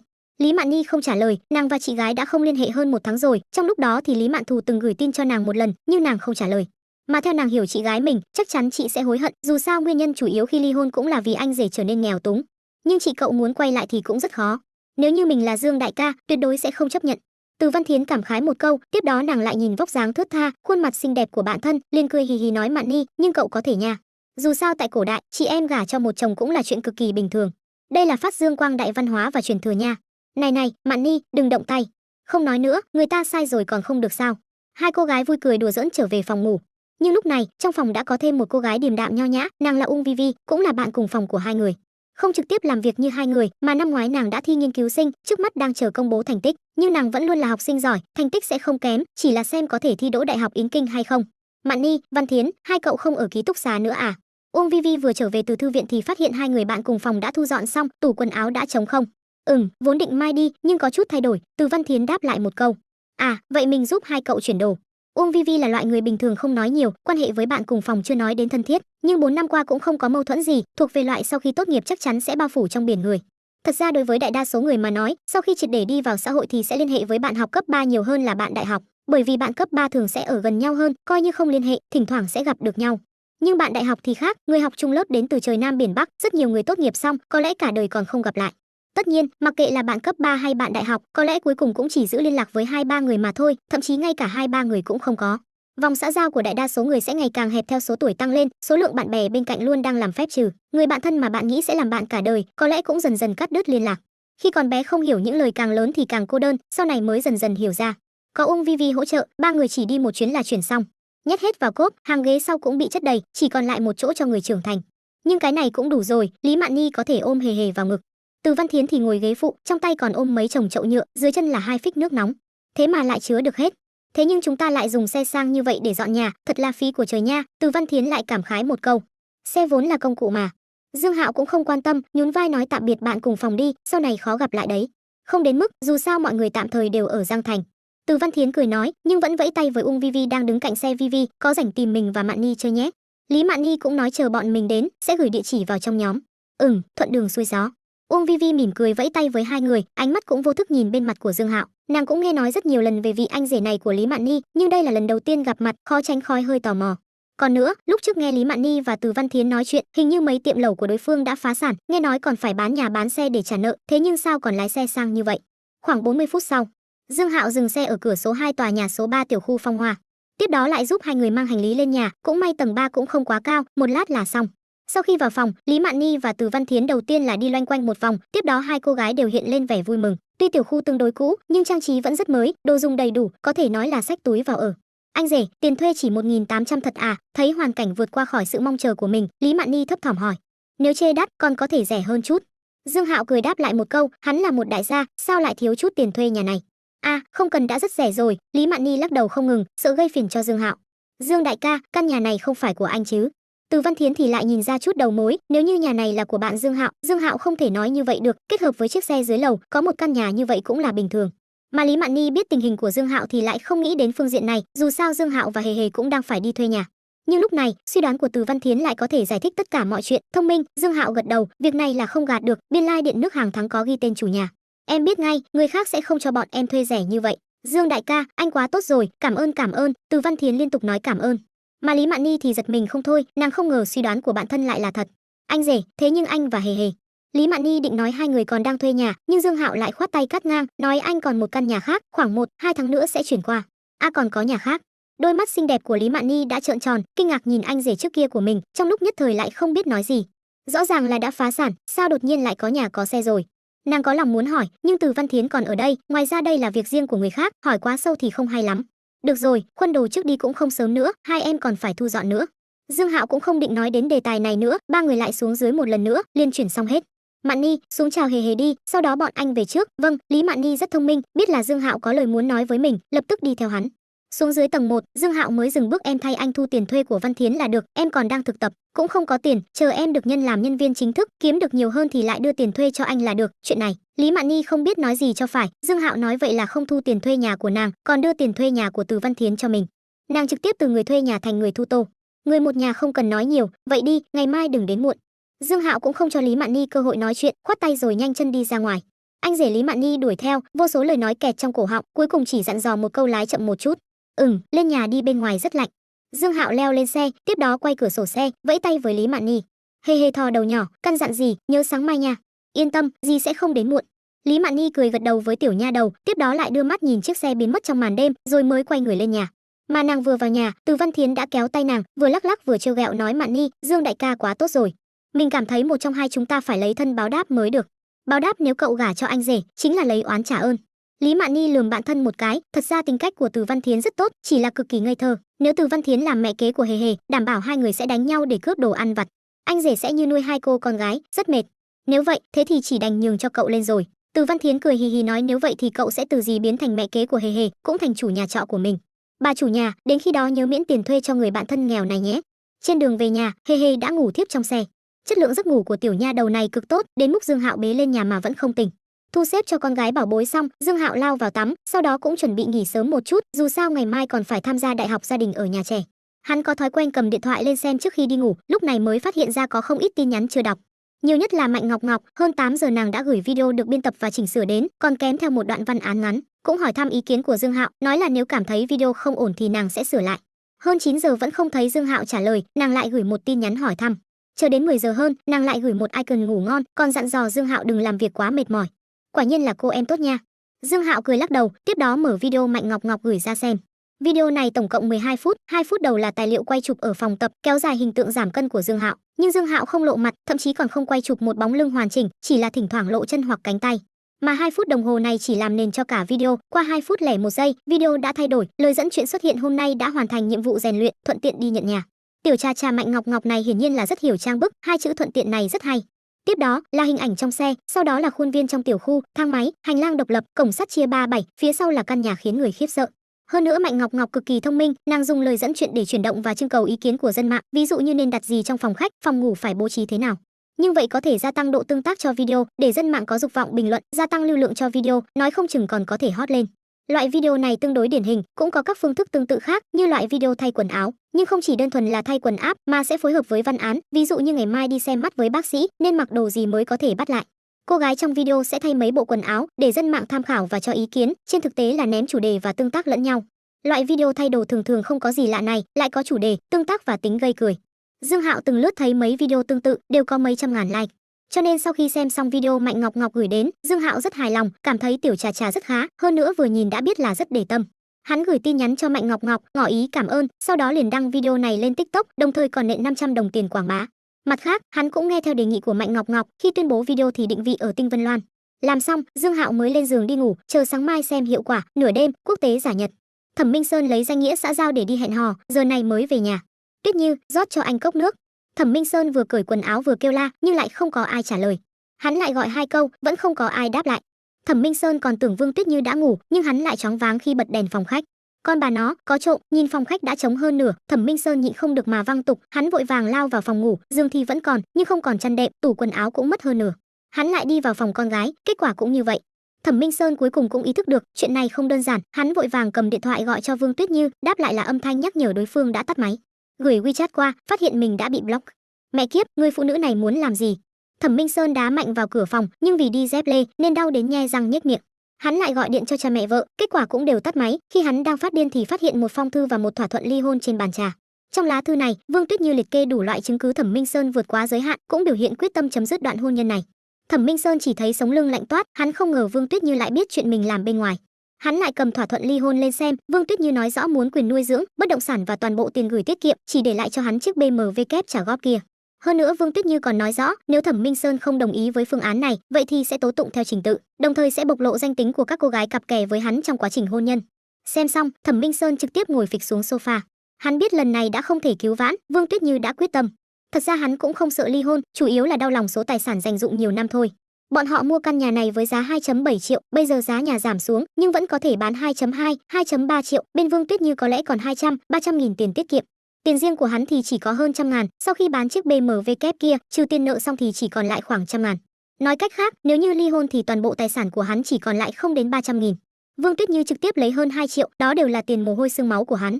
Nhưng Thẩm Minh Sơn đã quên, khi mua nhà thì cha mẹ Vương Tuyết Như đã cho 800.000, lúc trang trí lại cho 200.000, nói cách khác cha mẹ Vương Tuyết Như đã cho 1 triệu để mua căn nhà này. Từ khi công việc thuận lợi, Thẩm Minh Sơn đã quên khi hắn theo đuổi Vương Tuyết Như thì đã quỳ liếm như thế nào, chính là vì hoàn cảnh gia đình của đối phương rất tốt, có thể cung cấp giúp đỡ cho người đến từ bên ngoài như hắn. Mà thật ra hắn cũng đã thành công, cha mẹ vợ đã giúp vợ chồng hắn rất nhiều, không chỉ là tiền mua nhà thôi đâu. Cha Vương Tuyết Như là kỹ sư cao cấp của tập đoàn, mẹ là bác sĩ chủ nhiệm của bệnh viện số 2 Giang Thành. Hai người đều có mạng lưới quan hệ rất rộng ở Giang Thành, mấy năm qua đã trợ giúp Thẩm Minh Sơn rất nhiều. Chỉ là khi người đạt được chút thành tựu thì sẽ hay xem nhẹ những giúp đỡ kia, luôn cố gắng quy phần công lao này cho bản thân mình. Thẩm Minh Sơn chính là ví dụ điển hình nhất, có một cô vợ hiền giúp hắn xử lý việc nhà như Vương Tuyết Như, có cha mẹ vợ giúp đỡ trên công việc, hắn có thể tập trung vào công việc, cũng đạt được chút thành tựu. Kết quả là chức vị cao hơn, thu nhập nhiều hơn, địa vị xã hội tăng lên, hắn cũng tung bay. Cho nên mới nói đàn ông có tiền sẽ hư hỏng, cái này cũng có đạo lý nhất định. Nhưng lời này cũng không chính xác 100%, cũng không phải nói thật thành nói xấu, chỉ là theo địa vị xã hội tăng lên, tiền trong túi nhiều hơn, cám dỗ từ bên ngoài sẽ tăng gấp bội, bạn không thể chống đỡ những cám dỗ kia, tự nhiên sẽ rơi vào đó. Rất nhiều nhân viên nổi tiếng trong nước đều cưới lần thứ hai. Bởi vậy mới thấy những người đàn ông sau khi thành công mà vẫn không đổi vợ, thật sự là cực kỳ khó được. Hiện giờ, Thẩm Minh Sơn có 2 con đường. Một là ký đơn ly hôn, thoải mái rời đi. Mặt khác là đi trình tự tố tụng, cố gắng lấy lại chút tài sản. Nhưng con đường thứ hai sẽ gặp nguy hiểm, Vương Tuyết Như sẽ bộc lộ danh tính của các cô gái kia. Hiện giờ là thời đại video ngắn, tốc độ truyền bá rất kinh người, một khi bị lộ nói không chừng còn thân bại danh liệt. Khi đó vì tránh cho ảnh hưởng tiêu cực, công ty chắc chắn sẽ sa thải hắn, mà các công ty cùng ngành cũng sẽ không nhận hắn. Huống hồ hắn có thể ngồi vào vị trí giám đốc phòng thị trường này, cũng có không ít đối thủ trong công ty, một khi chuyện này lộ ra, đối nhất định sẽ bỏ đá xuống giếng, hậu quả khó tưởng tượng. Cho nên, nhìn như là 2 con đường, nhưng thật ra Vương Tuyết Như không cho hắn lựa chọn. Thẩm Minh Sơn tìm được số của một người bạn luật sư trong danh bạ, thật là lần trước khi hắn ngoại tình và bị Vương Tuyết Như bắt được, Thẩm Minh Sơn cũng đã chuẩn bị cho tình hình xấu nhất, tìm xong luật sự rồi, nhưng sau khi hắn tính toán thì cảm thấy ly hôn rất không có lời, cho nên liền quấn quýt và quỳ xuống cầu xin tha thứ. Bởi vì mới vi phạm lần đầu, lại nghĩ đến con cái, nên Vương Tuyết Như mới lựa chọn tha thứ. Nhưng sau đó, Thẩm Minh Sơn lại giới thiệu cho vị luật sư kia mấy vị án khác, một tới hai đi cũng thành người quen. Luật sư Lưu, xin lỗi vì đã làm phiền anh vào giờ này. Tôi muốn trưng cầu ý kiến của anh về vấn đề ly hôn. Thẩm Minh Sơn trình bày tình cảnh của mình bây giờ. Đối phương nghe xong thì nói nếu anh muốn quyền nuôi dưỡng, mà đối phương lại có chứng cứ anh ngoại tình, như vậy khả năng cao là tòa án sẽ ủng hộ yêu cầu chiếm đa phần tài sản của bên nhà gái, kim ngạch cụ thể thì không dễ phán đoán, nhưng theo các ví dụ lúc trước, đại khái khoảng 60-70%. Nhưng anh có ưu thế trong việc chiếm quyền nuôi dưỡng, dù sao nhà gái cũng là bà nội trợ, không có việc làm, nếu như anh lấy được quyền nuôi dưỡng, sẽ chiếm chút ưu thế khi phân chia tài sản. Nhưng giống như anh lo lắng, đây là phán quyết trên pháp luật thôi, nếu nhà gái thật sự bộc lộ chuyện xấu của anh, hậu quả sẽ rất khó đoán, có thể sẽ không có bất kỳ chuyện gì, cũng có thể là sóng to gió lớn, anh có thể sẽ chết trong làn sóng mãnh liệt đó. Cho nên, đi con đường nào thì anh phải tự quyết định đi. Vị luật sư Lưu này cũng nói ra hai loại khả năng. Thẩm Minh Sơn nói tiếng cảm ơn, rồi cúp máy. Hắn đi lấy một chai rượu vang trong tủ rượu, yên lặng uống hết, sau đó dứt khoát ký tên lên đơn ly hôn. Bởi vì cái gọi là núi xanh còn đó lo gì thiếu củi đốt, chỉ cần hắn giữ được công việc này, chẳng mấy chốc sẽ kiếm lại được. Làm xong, hắn lại gửi tin nhắn cho Lý Mạn Thù anh ly hôn, tay trắng ra khỏi nhà, tạm thời qua chỗ em ở một thời gian ngắn, Vạn Hòa Tân Thành. Lý Mạn Thù đang nằm trên giường, vừa đắp mặt nạ vừa lướt TikTok. Căn nhà này được mua từ tiền ly hôn, không rộng, chỉ 55 m², nhưng ở một mình là đủ rồi. Tin nhắn của Thẩm Minh Sơn nhảy ra, nàng xem xong thì nhíu mày. Ly hôn, còn tay trắng. Đây là không có gì cả, bắt đầu lại từ đầu đúng không? Ánh mắt nàng lạnh xuống, tiếp đó cũng không để ý đến tin nhắn này, thời gian này đi ngủ rồi cũng là chuyện hợp lý. Nàng tiếp tục lướt TikTok, bởi vì lúc trước vẫn luôn xem nhà nên cũng lướt đến những nội dung tương quan. Lúc này, nàng bỗng nhiên lướt đến một video được định vị ở Tinh Vân Loan. Ngón tay chợt dừng lại, 2 phút đầu là vlog giảm cân, tiếp đó bỗng nhiên chuyển đề tài. Người này dĩ nhiên lại quay chụp quá trình nhận nhà ở Tinh Vân Loan. Đây chính là ngôi nhà trong mơ của Lý Mạn Thù, lúc trước dù biết mình không mua nổi nhưng vẫn lên mạng tìm hiểu một chút về khu nhà cao cấp này. Mà căn nhà trong video này rõ ràng là loại 688 m². Nhưng loại nhà này không treo biển bán ra, cho nên app bán nhà không có video mà chỉ có sơ đồ căn nhà, lần này nàng coi như được tăng kiến thức. Mỗi một gian phòng đều làm cảm xúc của nàng bành trướng, bởi vì lời dẫn chuyện vẫn trưng cầu ý kiến của mọi người, nên bố trí ngôi nhà này ra sao, nên Lý Mạn Thù cũng bắt đầu nghiêm túc tự hỏi, đồng thời phát biểu ý kiến của mình trong khu bình luận. Trừ cái đó ra, nàng còn follow ID chú Dương đang giảm cân này, đồng thời còn nhắn tin riêng cho đối phương, biểu đạt mình muốn làm quen, đồng thời còn lưu lại phương thức liên lạc của mình. Tuy vị này không lộ mặt, nhưng trong vlog giảm cân có lộ tay với đùi, vừa nhìn đã biết là đàn ông. Mà một người đàn ông có thể sở hữu một căn nhà 688 m² ở trong Tinh Vân Loan, đó nhất định là đại lão có giá trị con người vượt quá 100 triệu. Nếu như có thể kết bạn với một vị đại lão như vậy, chẳng phải là cơ hội một bước lên trời sao? Lúc này tự nhiên phải chủ động xuất kích. Gửi xong, Lý Mạn Thù còn cảm thấy chưa đủ, liền chọn một tấm ảnh khiêu gợi đã qua chỉnh sửa và gửi cho đối phương. Lý Mạn Thù tự tin nhất vào dáng người và khuôn mặt mình, bản thân vốn không tệ, lại thêm công năng mạnh mẽ của các app làm đẹp, căn bản là không nhận ra nàng đã từng sinh con. Gửi ảnh xong, Lý Mạn Thù lại mở khu bình luận ra xem, lúc này đã có hơn 200 bình luận, mà sau khi đọc qua, nàng vô thức nhíu mày lại. Bởi vì 90% khu bình luận đều là liếm cầu, hơn nữa đa số là nữ. Có thể quay chụp chỗ bảo mẫu không? Tôi muốn biết hoàn cảnh làm việc của tôi sau này. Kaka, có thiếu bảo mẫu không? Có thể làm ấm giường nha. Chủ nhân, chọn em đi, người ta 35D nha. Tầng trên vừa nhìn đã biết là giả, em là 38E tự nhiên. Kaka, em cảm thấy nhà anh không thiếu gì cả, chỉ thiếu mình em. Chú, chọn cháu đi, cháu mới 18 tuổi, trẻ hơn bọn họ nhiều. Lý Mạn Thù chọn bừa mấy cái ảnh chân dung, có 2 người còn là hot girl mạng có mấy chục ngàn fan, nhìn qua cũng rất không tệ. Cạnh tranh quá mạnh. Đầu năm nay, phụ nữ muốn đi đường tắt cũng quá nhiều rồi đấy. Lý Mạn Thù vốn còn ôm chút ảo tưởng, nhưng sau khi xem xong thì không còn hy vọng. Đối với kẻ có tiền ở cấp bậc này, mỹ nữ không phải tài nguyên khan hiếm, mà là tài nguyên thừa thãi. Huống chi loại phụ nữ đã lấy chồng và sinh con như nàng, căn bản là không có sức cạnh tranh. Chẳng qua nếu đối phương thật sự liên lạc với nàng, có đánh chết Lý Mạn Thù cũng không thừa nhận mình từng sinh con. Trong lòng Lý Mạn Thù đang yên lặng suy nghĩ và mơ ước, nhưng cũng không vẽ ra được hình ảnh cụ thể gì, bởi vì nàng căn bản chưa tiếp xúc với người ở tầng lớp đó. Nhưng có thể khẳng định một chuyện, shopping tuyệt đối không cần nhìn giá. Hôm sau, khi Dương Hạo mở mắt thì vẫn chưa đến 7 GBP. Hắn vô thức cầm điện thoại trên tủ đầu giường lên, tiếp đó liền nhìn thấy tin nhắn từ ngân hàng, 100.000 vào sổ. Nói cách khác, hôm qua hắn giảm được 0,5 kg. Thật ra cái này cũng bình thường, giai đoạn đầu thì giảm cân khá nhanh, nhưng sau sẽ chậm hơn. Nhưng với Dương Hạo bây giờ mà nói, 100.000 này rất quan trọng, bởi vì sau khi mua nhà thì tài khoản của hắn cũng không còn nhiều tiền. Sở hữu căn nhà hơn 40 triệu nhưng lại không có tiền mua đồ gia dụng và đồ điện, quả thực là cực kỳ lúng túng. Tuy 100.000 này căn bản không đủ để trang trí căn nhà hơn 40 triệu kia, nhưng có tiền trong người, trong lòng cũng yên tâm hơn. Xem tin nhắn từ ngân hàng xong, hắn lại mở TikTok, tiếp đó liền giật mình. Cột tin tức đã là 99 cộng. Hơn nữa chỉ một đêm, fan đã tăng đến 150.000. Hắn vội vàng mở video ngày hôm qua ra xem, đã có hơn 350.000 like, CMN, phát tài. Dương Hạo bắt đầu tính toán một chút, cái video này mang lại cho mình bao nhiêu tiền. Mỗi fan bằng 2 đồng, 150.000 fan bằng 300.000 nhân dân tệ. Mỗi like bằng 1 đồng, 350.000 like bằng 350.000 nhân dân tệ. Nói cách khác, đến giờ video này đã mang lại cho hắn 650.000 nhân dân tệ. Cộng thêm 100.000 giảm cân, chính là 750.000. Ngủ một giấc, tỉnh lại kiếm lời 750.000, đây quả thực là nằm cũng kiếm tiền nha. Dương Hạo không khỏi cảm khái hệ thống quá trâu. Ngoài like và fan tăng lên, Dương Hạo phát hiện mình nhận được vô số tin nhắn riêng. Đồng thời, đại bộ phận là nữ giới gửi đến, mục đích là làm quen. Rất nhiều người còn trực tiếp mở lời, hy vọng mình có thể bao nuôi họ, đồng thời còn đính kèm một ít ảnh chụp. Có vài cô gái tương đối hàm xúc, mà có vài cô gái thì tương đối mạnh bạo, để Dương Hạo được rửa mắt vào sáng sớm. Dáng người không tệ, đeo kính cũng rất đẹp. Chậc chậc, đôi chân này nhìn qua còn dài hơn cả Tôn Tâm Di, cũng không biết có photoshop hay không. Dương Hạo lướt qua vài tấm ảnh, chất lượng đều cực cao, nhưng không thể tin vào ảnh chụp, chỉ xem chút thì còn được. Khi Dương Hạo đang lướt qua tin nhắn riêng, lại có vô số tin nhắn riêng tràn vào, nhưng lúc này có một tin nhắn hấp dẫn hắn, bởi vì ID của đối phương là bán hạ phù sinh, hắn khá quen với ID và ảnh chân dung này. Mở khung chat của đối phương, một giây trước đối phương đã gửi một tin đơn giản buổi sáng tốt lành. Tất nhiên cái này không quan trọng là nội dung phía trên. Bên trên là một tấm ảnh chụp. Chỉ là Dương Hạo cũng cạn lời khi nhìn thấy người trên ảnh, bởi vì đó là Lý Mạn Thù thật. Chỉ là ảnh chụp này được chỉnh sửa khá nhiều, da đẹp hơn nhiều, hơn nữa còn trắng hơn, cũng to hơn chút. Nhìn người quen trong ảnh, khóe miệng Dương Hạo vô thức co giật vài cái. Hắn còn đánh giá thấp giới hạn cuối cùng của cô vợ cũ này. Nhìn thấy một video ở trên mạng, vậy mà cũng chủ động tiến lên nịnh nọt, còn gửi cả ảnh chụp. Đây quả thực là cực hạn của hám của rồi. Dương Hạo cũng vui mừng khi đối phương đã thành vợ trước của mình, là mẹ. Khi Dương Hạo đang đậu xanh rau muống, giọng nói của Hề Hề chợt vang lên bên tai hắn. Dương Hạo vô thức quay đầu, phát hiện con gái bảo bối của mình đã tỉnh giấc. Hắn nghiêng người nhìn điện thoại, mà tiểu nha đầu này ở phía sau hắn, không biết đã xem bao lâu rồi. Hê hê chớp chớp đôi mắt to, hỏi ba ba đang nói chuyện với mẹ sao? Không phải. Dương Hạo dứt khoát lắc đầu, tiếp đó nói sang chuyện khác, mau giường rời tắm rửa, hôm nay chúng ta còn phải đi tham gia đại hội gia đình ở nhà trẻ nữa. Vâng nha, hề hề gật đầu nhưng lại không động đậy. Dương Hạo rất hiểu con gái mình, biết hề hề muốn nói gì đó, lập tức sờ lên đầu hề hề muốn nói gì thì nói đi. Ba ba, ba và mẹ còn có thể giống như trước không? Tiểu nha đầu thành khẩn hỏi. Không thể. Dương Hạo rất quyết đoán, tiếp đó lại bổ sung ba và mẹ đã không còn là vợ chồng, cũng không còn là người một nhà. Nhưng đó vẫn là mẹ của con, điểm này sẽ không thay đổi. Nghe vậy, khuôn mặt nhỏ nhắn của hề hề hiện lên vẻ thất vọng, nhưng tiểu nha đầu điều chỉnh tâm trạng rất nhanh, nghiêm túc nói gì nói, mẹ đã làm chuyện xấu, là người xấu. Hơn nữa mẹ cũng không cần chúng ta, vậy con cũng không cần. Không có đứa bé nào không khát vọng tình mẹ, hề hề tự nhiên cũng vậy, nếu như cha mẹ có thể như trước kia, hề hề tự nhiên rất vui vẻ. Nhưng ba ba đã nói là không thể, hề hề cũng không ôm hy vọng nữa. Huống hồ ngay cả dì nhỏ cũng nói mẹ là người xấu, cho nên hề hề cũng không cần người mẹ này. Dương Hạo ôm con gái bảo bối vào lòng, nghe tiểu nha đầu nói như vậy thì hắn cũng không vui vẻ gì, mà chỉ cảm thấy đau xót. Một đứa bé 5 tuổi đã phải lựa chọn giữa cha và mẹ, đây là một chuyện cực kỳ tàn nhẫn. Cũng hết cách rồi, hắn không thể quay lại với Lý Mạn Thù, cho nên chỉ có thể cố gắng và dốc hết sức thương yêu tiểu nha đầu này. Lúc này, tiểu nha đầu bị Dương Hạo ôm vào ngực lại mở miệng nói ba ba, vậy có thể để dì làm mẹ không?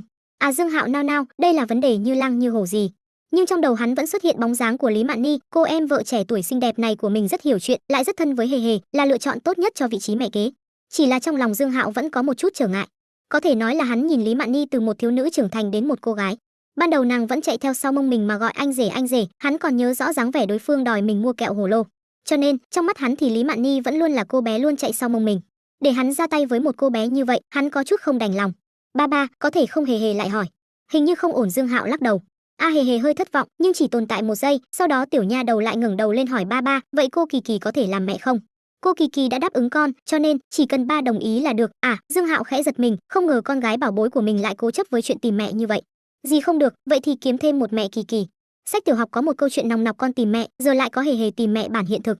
Nhưng cô Kỳ Kỳ đã đáp ứng là cái quỷ gì? Cái áo bông nhỏ này của mình lại giúp mình tìm vợ à? Ba ba, đồng ý không? Hề hề lại truy vấn. Loại việc này không đơn giản như con nghĩ. Dương Hạo lắc đầu, tiếp đó trực tiếp ôm tiểu nha đầu rời giường, mau đi tắm rửa, bằng không sẽ muộn. Được rồi, tìm mẹ thất bại, hề hề chu miệng nhỏ, sau đó đi tắm rửa. Chờ tiểu nha đầu vào phòng vệ sinh, Dương Hạo mới mở TikTok ra, tiếp đó cài đặt chỉ có kết bạn với nhau với có thể nhắn tin riêng. Nếu không làm vậy, chỉ sợ sẽ oanh tạc tin nhắn mất. Vạn Hòa Tân Thành. Lý Mạn Thù thấy trạng thái đã đọc trong khung chat, lại buồn bực thở dài. Thật ra đối phương không trả lời cũng không phải tình huống xấu nhất, bởi vì tình huống xấu nhất là đã đọc và không trả lời. Giống như nàng lúc này, đối phương rõ ràng là đã đọc tin nhắn của nàng, nhưng lại không đáp lại thứ gì, điều này chứng tỏ đối phương không coi trọng nàng. Tấm ảnh kia hình như không có bất kỳ lực hấp dẫn nào, hay là đổi một tấm ảnh khác to hơn. Trong lòng nghĩ vậy, Lý Mạn Thù lập tức hành động, nàng lại chọn một tấm ảnh trong album, tiếp đó gửi qua. Kết quả là gửi qua thất bại, đối phương đã cài đặt lại, người lạ không thể gửi tin nhắn riêng. Chuyện này, Lý Mạn Thù buồn bực không thôi. Hai, thế giới của người có tiền quá khó chen vào. Nhìn gửi ảnh thất bại, Lý Mạn Thù chỉ có thể cảm khái một câu. Đóng TikTok, Lý Mạn Thù lại mở WeChat, tiếp đó trả lời tin nhắn tối qua của Thẩm Minh Sơn. Thẩm tổng, xin lỗi, em gái tôi mới tốt nghiệp đại học, sẽ qua chỗ tôi ở một thời gian. Lý Mạn Thù có mục tiêu rõ ràng, chính là loại đàn ông có thành tựu và giá trị con người cao sang. Nàng cũng đã sắp 30 rồi, tự biết mình không còn nhiều thời gian, cho nên mới không muốn đi theo một người đàn ông và bắt đầu lại từ đầu. Huống hồ dù bạn cho bắt đầu lại từ đầu với một người đàn ông, cuối cùng chưa chắc đã được đối xử tử tế, loại đầu tư này quá nguy hiểm, nàng sẽ không làm. Trả lời Thẩm Minh Sơn xong, nàng lại gửi tin nhắn cho Lý Mạn Ni. Mạn Ni, chị mua nhà, sau khi rời khỏi trường thì đừng thuê nhà, đến chỗ chị ở là được. Dù sao cũng là chị em ruột, Lý Mạn Thù cũng khá thật lòng. Mà lần này, Lý Mạn Ni lại trả lời người chị này, em đã thuê nhà với Văn Thiến. Lúc trước, Lý Mạn Ni oán hận chị gái là vì chị gái bỏ chồng bỏ con khi anh rể đang chán trường. Loại việc này khiến cho Lý Mạn Ni được giáo dục đàng hoàng cảm thấy không thể tha thứ, huống hồ anh rể còn có ân với nhà họ. Cho nên nàng khịt mũi coi thường với cách làm của chị gái. Nhưng bây giờ thì khác, anh rể đã tốt hơn, thậm chí lái xe sang hơn Triệu. Lý Mạn Ni cảm thấy nói không chừng là chuyển vận sau khi ly hôn với chị gái. Nhìn từ góc độ này, chị gái cũng coi như là thành tựu cho anh rể nha. Tất nhiên, trong lòng nàng vẫn không đồng ý với hành vi của chị gái, nhưng sau khi anh rể khá lên, nàng lại có loại suy nghĩ muốn nói cho chị gái biết chuyện này, để chị gái hối hận. Dưới cái nhìn của nàng, đây cũng coi như một loại trả thù. Cho nên nàng quyết định không chiến tranh lạnh với chị gái nữa, còn nếu phải tiết lộ một ít tình hình của anh rể để kích thích chị gái. Ai bảo chị gái bỏ chồng bỏ con, phải chịu trừng phạt như vậy. Thế là, Lý Mạn Ni đăng một bài lên vòng bạn bè mà chỉ có Lý Mạn Ni mới xem được, đây là ảnh chiếc túi Prada của nàng, phối văn, cảm ơn anh rể đã tặng. Lý Mạn Ni không phải cô gái thích khoe khoang, tính cách của nàng và Lý Mạn Thù giống như hai thái cực, mà tính cách của Lý Mạn Thù thì di truyền nhiều từ mẹ, còn Lý Mạn Ni thì giống cha nhiều hơn. Cho nên khi Lý Mạn Ni nhận được túi xách từ Dương Hạo, căn bản là không đăng lên vòng bạn bè để khoe khoang, mà bây giờ, nàng muốn làm chính là kích thích bà chị hám giàu của mình. Quả nhiên, Lý Mạn Thù trả lời rất nhanh, đã thuê rồi, thuê ở đâu, bao nhiêu tiền? Tiếp đó lại còn có một tin, Dương Hạo mua túi xách Prada cho em, tên đó lấy tiền ở đâu? Thấy chị gái trả lời, Lý Mạn Ni bĩu môi, để điện thoại xuống, đi vào phòng vệ sinh. Nàng rất hiểu chị gái mình, một đòn này đoán là sẽ làm cho chị gái buồn bực một thời gian. Giống như Lý Mạn Ni đoán, Lý Mạn Thù đã rất khó chịu, nàng quan sát ảnh chụp chiếc túi Prada kia một phen, không giống hàng giả, bởi vì nàng cũng có túi Prada. Nàng lại nghĩ đến tình cảnh gặp mặt Dương Hạo ở cửa hàng Prada, khi đó đối phương dẫn theo cái gọi là bạn gái, hình như là đang chiếc túi xách này. Khi đó Dương Hạo đang chọn quà cho Mạn Ni à? Thế nhưng, Dương Hạo lấy tiền ở đâu ra? Rõ ràng là đã bán xe bán nhà, còn nợ hơn 200.000. Lý Mạn Thù trong mối vẫn không có cách giải, vừa hay sắp sinh nhật em gái, nàng quyết định đi qua nhìn một chút, nhà trẻ thuê một sân bãi để cử hành đại hội gia đình. Lúc này giáo viên và một ít phụ huynh đã đến, các giáo viên đang bận rộn bố trí hội trường, mà các phụ huynh đến sớm cũng lựa chọn đi qua hỗ trợ. Triệu Doanh Doanh biết được đại hội gia đình này từ miệng dì hai, cố tình xin nghỉ và chủ động đi với chị dâu Vương Giai đến đây. Chồng Vương Giai khá bận, tuần này phải đi công tác xa nhà, nàng vốn cho rằng sẽ phải đưa mẹ chồng và con trai đi tham gia, không ngờ Triệu Doanh Doanh lại chủ động yêu cầu tham gia, để nàng hơi bất ngờ. Cô, vòng tay của cô thật là đẹp. Triệu Tử Duệ được bà cô không thường xuyên gặp mặt này dắt tay, vô thức nhìn vào vòng tay trên tay cô, tiếp đó bị hấp dẫn ngay. Ha ha, cô cũng cảm thấy đẹp. Triệu Doanh Doanh rất hài lòng với phản ứng của cháu trai, còn giơ tay lên xem. Doanh Doanh, chiếc vòng này phải mấy chục ngàn nhỉ? Thật ra Vương Giai đã nhìn thấy trên vòng bạn bè của Triệu Doanh Doanh rồi, còn cố tình tìm hiểu giá cả của chiếc vòng này, khi đó cũng hâm mộ không thôi. Hơn 50.000. Triệu Doanh Doanh cười ha ha đáp lại một câu, trong lòng hơi đắc ý. Họ hàng là một loại quan hệ rất vi diệu, một số họ hàng tốt thì sẽ hy vọng bạn sống tốt, nhưng nhất định không được tốt hơn họ. Một số người ác độc thậm chí hy vọng bạn nghèo rớt mồng tơi, tiếp đó họ có thể cao cao tại thượng, cảm nhận sự ưu việt. Chỉ có một số rất ít họ hàng là thật sự hy vọng bạn sống tốt, mà Vương Giai không thuộc về số rất ít, cũng không thuộc về loại ác độc kia. Nàng là người địa phương Giang Thành, thật ra trong lòng hơi xem nhẹ cô em họ của chồng đến từ thành thị nhỏ này, nhưng Triệu Doanh Doanh tương đối biết làm người. Sau khi đến Giang Thành thì không gây phiền cho họ, ngày lễ ngày Tết còn mang quà đến chơi, cho nên song phương vẫn tương đối hòa hợp. Nhưng khi cô em vợ này bỗng nhiên được đại gia theo đuổi, điều này khiến cho nàng thấy hơi ghen tị. Chồng nàng làm tiêu thụ, khi công trạng tốt thì một năm có thể kiếm được 200.000, khi công trạng kém thì một năm chỉ khoảng 100.000. Cho nên loại vòng tay hơn 50.000 này, nàng nghĩ cũng không dám nghĩ, chỉ biết hâm mộ. Vương Giai lại hỏi, Doanh Doanh, người theo đuổi em đã tặng chiếc vòng này à? Xem như thế đi. Triệu Doanh Doanh gật đầu, dù là nàng chủ động theo đuổi người ta, nhưng không thể nói vậy được. Điều kiện của đối phương thế nào, có tiền như vậy thì có thể cân nhắc một chút. Vương Giai miệng thì khuyên bảo, nhưng trong lòng lại nghĩ không thành công thì tốt hơn. Triệu Doanh Doanh cười ha ha đáp, chính là Dương đại ca mà dì hai giới thiệu. A, mẹ chồng chị giới thiệu á? Vương Giai ngẩn người, 2 ngày trước nàng còn nghe mẹ chồng nói đến việc này, nói là giới thiệu cha bạn học của con trai cho cô em vợ này. Khi đó nàng còn khịt mũi coi thường, một người đàn ông ly hôn mang theo con gái 5 tuổi, cô em vợ kiêu ngạo này sao có thể để ý được. Kết quả, người ta lại là đại gia. Ánh mắt của mẹ chồng mình chuẩn như vậy từ bao giờ? Vương Giai biểu thị hoài nghi, mẹ chồng nhìn người luôn không chuẩn, hơn nữa rất dễ tin người khác, nhưng lần này là thế nào? Trong đầu nàng toàn nghi vấn, mà lúc này Triệu Doanh Doanh lại ngóng trông lối vào, nàng đang chờ lão baby của mình đến, cũng cho đối phương một bất ngờ. Mà cuối cùng thì bóng dáng kia cũng xuất hiện trong ánh mắt chờ mong của nàng đầu tiên là vui vẻ, sau đó liền giật mình. Bởi vì Dương Hạo không đến một mình, mà còn có một mỹ nữ khoảng 20 bên cạnh, đối phương tuy mặc đồ thể thao, nhưng dáng người lồi lõm là không thể giấu được, hơn nữa còn rất xinh đẹp, mặt mũi tràn đầy collagen, đó là bao nhiêu đồ trang điểm cũng không bù đắp được, đây là tiểu yêu tinh ở đâu ra? Dĩ nhiên còn xinh đẹp hơn người ở phòng tập kia. Triệu Doanh Doanh nhíu chặt lông mày, trong lòng cảm thán một câu. Doanh Doanh, em biết người kia à? Vương Giai nhìn theo ánh mắt cô em chồng, tiếp đó liền nhìn thấy Dương Hạo, hề hề và Lý Mạn Ni thanh xuân xinh đẹp, dáng người đáng kiêu ngạo. Đó chính là đối tượng xem mắt mà dì giới thiệu cho em. Vòng tay cũng là anh ấy tặng. Triệu Doanh Doanh đáp thật, dù sao việc này cũng không gạt được. À, chính là anh ta. Vương Giai hơi giật mình, thỉnh thoảng đến đón con thì nàng cũng nhìn thấy Dương Hạo, trong ấn tượng của nàng thì đối phương hình như là shipper. Thế nhưng một shipper có thể tặng vòng tay hơn 50.000 cho người khác sao? Nhất định là mình nhớ nhầm. Vương Giai lại hỏi vậy cô gái bên cạnh là ai? Không biết, em qua chào hỏi. Vấn đề này cũng là chuyện Triệu Doanh Doanh quan tâm, nàng vuốt tóc bên tai, tiếp đó nhanh chân đi qua nghênh đón Dương đại ca, không ngờ lại gặp anh ở đây. Doanh Doanh, sao cô lại ở đây? Dương Hạo cũng tương đối giật mình khi nhìn thấy Triệu Doanh Doanh. Tôi đi cùng chị dâu và cháu trai. Lúc nói chuyện, Triệu Doanh Doanh chỉ chị dâu Vương Giai và cháu Châu Triệu Tử Duệ. Ra là vậy. Dương Hạo khẽ gật đầu. Triệu Doanh Doanh thì lại mỉm cười với hề hề trong ngực Dương Hạo, Dương đại ca, đây chính là hề hề đúng không? Thật là đáng yêu. Hề hề, đây là dì Doanh Doanh. Dương Hạo thuận miệng giới thiệu. Chào dì Doanh Doanh. Hề hề thuộc loại tương đối hướng ngoại, không hề sợ người lạ. Chào hề hề. Triệu Doanh Doanh cười tủm tỉm đáp lại, tiếp đó lại lấy một phong sô cô la ra, hôm nay gặp mặt, xem như quà cho hề hề. Phong sô cô la này là do Triệu Doanh Doanh chuẩn bị từ trước, nàng biết hôm nay sẽ gặp hề hề nên đã chuẩn bị quà. Nếu như món quà quá chính thức thì có vẻ hơi làm màu, sau khi suy nghĩ thì đã lựa chọn sô cô la. Trẻ con đều thích mấy thứ như kẹo và sô cô la, đây là một cách để lấy lòng trẻ con.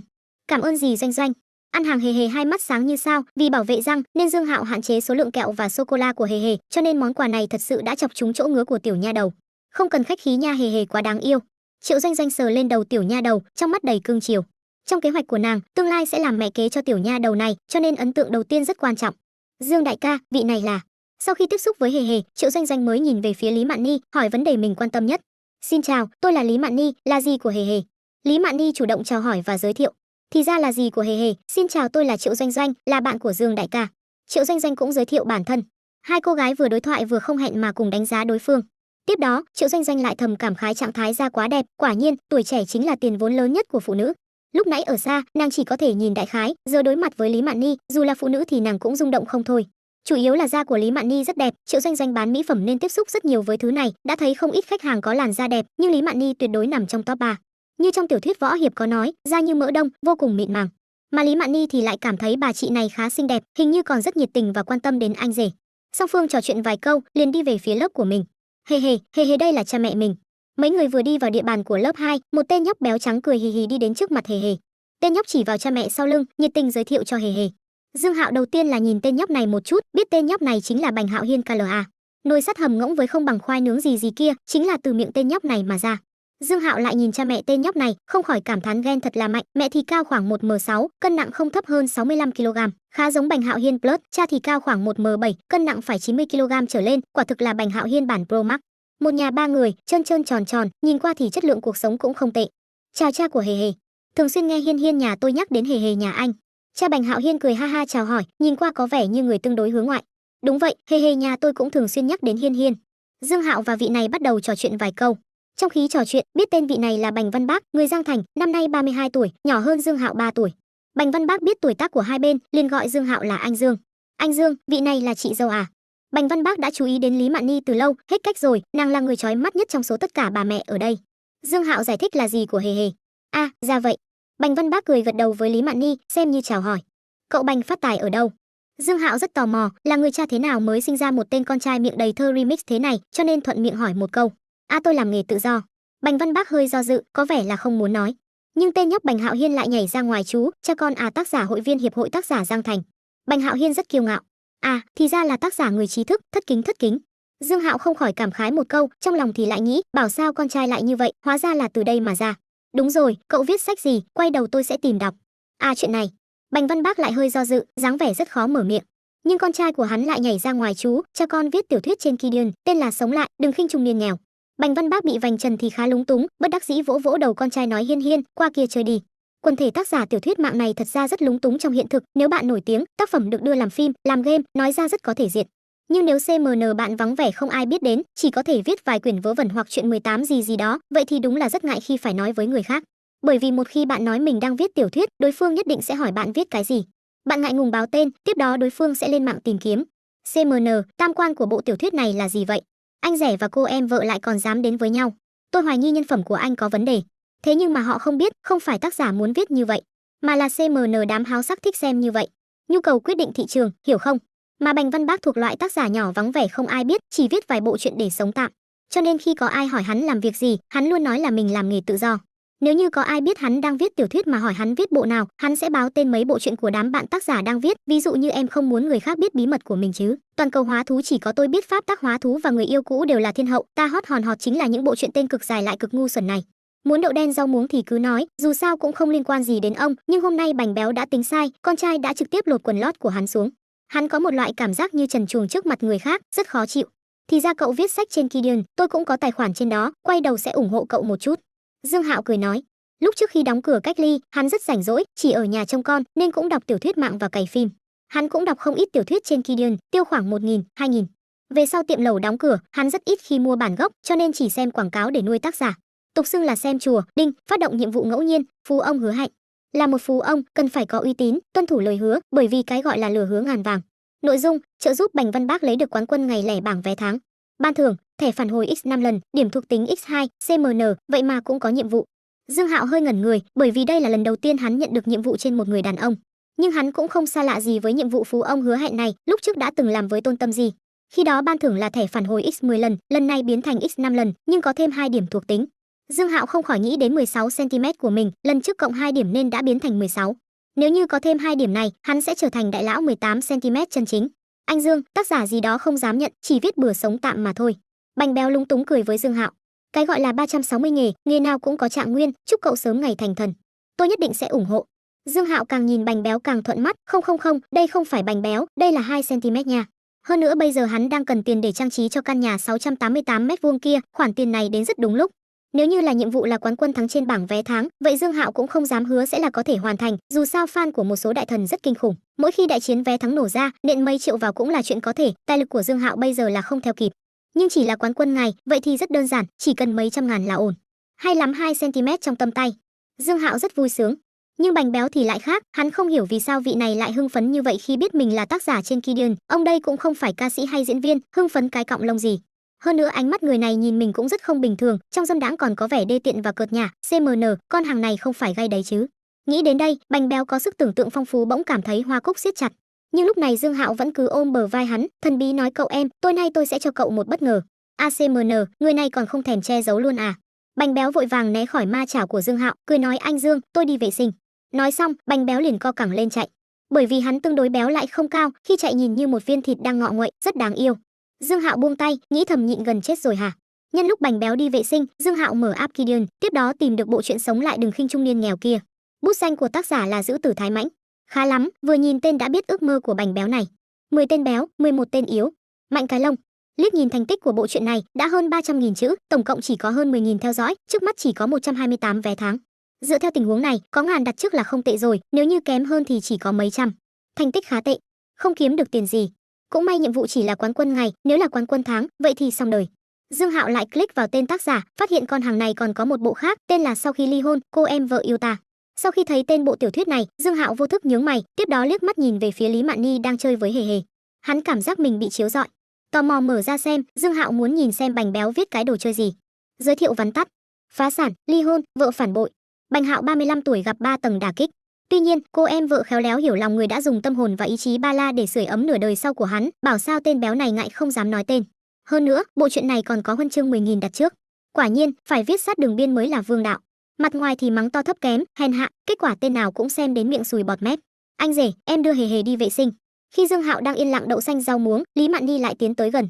Bởi vì nàng đứng sau Dương Hạo nên vô thức liếc nhìn điện thoại trong tay hắn, tiếp đó liền nhìn thấy cái tên rất bắt mắt Sau khi ly hôn. Cô em vợ yêu ta, cái này, Lý Mạn Nhi ngẩn người, trong lòng đang nghĩ, sao lại còn có cả loại sách này.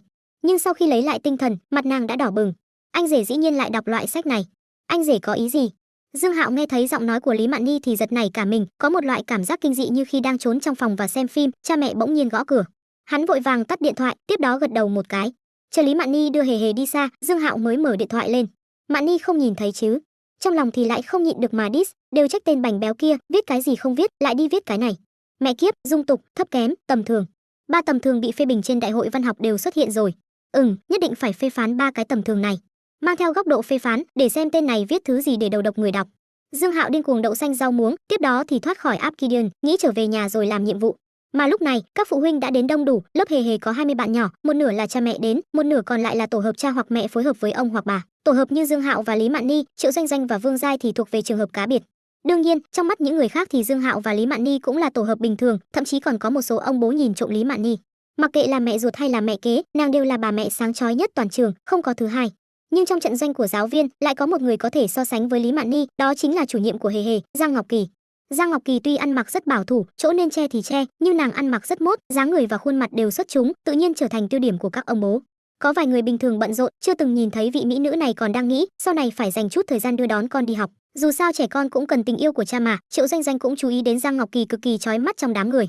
Nàng thật sự không ngờ, tại nơi này lại xuất hiện loại mỹ nữ cấp bậc như Giang Ngọc Kỳ và Lý Mạn Nhi. Nàng vốn cho rằng mình PK với các bà mẹ đang sinh con này thì sẽ chiếm ưu thế rất lớn, nhưng hiện giờ nàng lại bị Lý Mạn Nhi và Giang Ngọc Kỳ áp chế. Trong tất cả phụ nữ ở hiện trường, chỉ miễn cưỡng xếp hàng thứ 3. Dương đại ca, đại hội kết thúc anh có rảnh không, tôi còn nợ anh một bữa cơm nha. Triệu Doanh Doanh tiến đến bên cạnh Dương Hạo, cười ha ha nói. Lần trước đi ăn ở Hai Đi Lao, Triệu Doanh Doanh nói là mời khách, kết quả nửa đường có một Tần Phong xuất hiện. Về sau vì làm nhiệm vụ nên Dương Hạo đã tặng Triệu Doanh Doanh và Tôn Tâm Di mỗi người một cái vòng tay, cho nên Triệu Doanh Doanh có đủ lý do để mời Dương Hạo ăn cơm. Nhưng Dương Hạo không quá hứng thú với vị trà sư tam đoạn này. Cái này không quan hệ gì với khuôn mặt và dáng người hơi kém của nàng. Dương Hạo không phải loại người chỉ biết nhìn bên ngoài, hắn quan tâm là bên trong. Cho nên hắn dứt khoát từ chối xin lỗi, chiều có hẹn rồi. Vậy thì để ngày khác vậy. Triệu Doanh Doanh hơi thất vọng, nàng có thể cảm nhận được Dương Hạo không hứng thú với mình, dù sao bên cạnh Dương Hạo cũng có quá nhiều mỹ nữ, mình thật sự không có ưu thế gì. Xem ra phải mời quân sư rồi. Triệu Doanh Doanh âm thầm tính toán. Lại một lát sau, đại hội gia đình chính thức bắt đầu. Hạng mục thứ nhất là trò hai người ba chân kinh điển. Nhưng nơi này đã thăng cấp lên thành 3 người 4 chân, 2 phụ huynh và một đứa bé. Dương Hạo và Lý Mạn Ni một trái một phải, hề hề ở giữa, loại ba người bốn chân này, vì đứa bé ở giữa, cho nên vẫn phải xem hai người lớn phối hợp ra sao, mà đứa trẻ ở giữa thì chủ yếu là đồ trang sức thôi. Trước khi xuất phát, Dương Hạo nói với Lý Mạn Ni người khác đều hô 1212, chúng ta cũng hô 12 thì dễ nhầm, cho nên chúng ta hô trái phải đi. Lý Mạn Ni gật đầu, cảm thấy rất có đạo lý. Tiếng còi vang lên, 20 đội ngũ đồng thời xuất phát, như Dương Hạo đang đoán, những người khác đều hô 12 để tìm tiết tấu, bởi vậy thường nhầm với nhau, còn Dương Hạo và Lý Mạn Ni thì không bị ảnh hưởng. Hai người phối hợp rất ăn ý, hề hề ở giữa thì được mang bay, khuôn mặt mũm mĩm tràn đầy nụ cười, còn không ngừng cổ vũ cho ba ba và dì. Cuối cùng, ba người về đích đầu tiên. Chúng ta thắng rồi. Hề hề hưng phấn giơ tay lên, tiểu nha đầu vốn định nhảy dựng lên, nhưng hai chân vẫn đang bị buộc lại. Dương Hạo cũng rất vui vẻ, hắn xòe tay ra hiệu với Lý Mạn Ni, người sau lập tức hiểu ý và đập tay với hắn. Ba ba, còn nữa. Hề hề cũng vươn tay nhỏ. Dương Hạo cười cười, cũng đập tay với tiểu nha đầu. Khi một nhà ba người đang chúc mừng, không ít tổ đội còn chưa về đích, Dương Hạo nhìn lướt qua, vừa hay nhìn thấy hai Bành Béo và vợ vừa ngã xuống. Ha ha, Bành Hạo Hiên ngã rồi. Hề hề cũng nhìn thấy cảnh này, còn vỗ tay cười to, có thể thấy bình thường hề hề và Bành Hạo Hiên rất thân thiết. Dương Hạo thì cười lắc đầu, trong lòng thì lại nghĩ, thân thể của đám tác giả mạng này đều tương đối kém. Trước kia Dương Hạo từng đọc một bộ tiểu thuyết, sau đó tác giả xin nghỉ vì nguyên nhân thân thể, khi thấy thân thể của Bành Béo, Dương Hạo cũng hiểu. Sau khi ba người ngã xuống, rất vất vả mới có thể đứng lên. Cha hề hề, ba người xếp thứ nhất lớp chúng ta, lát nữa sẽ đại biểu lớp chúng ta tham gia trận chung kết. Khi Dương Hạo đang hăng hái nhìn một nha ba người Bành Béo, Giang Ngọc Kỳ đã đi tới. Được, thu hồi ánh mắt, Dương Hạo gật đầu một cái. Đây là huy chương. Giang Ngọc Kỳ đưa một chiếc huy chương qua, loại vận động gia đình này chủ yếu là vui vẻ, chỉ cần tham gia thì sẽ có huy chương. Nhưng bởi vì ba người Dương Hạo đạt giải nhất, cho nên trên huy chương còn có thêm mấy chữ hạng nhất, chứ không phải loại kỷ niệm kia. Để tôi chụp ảnh cho ba vị.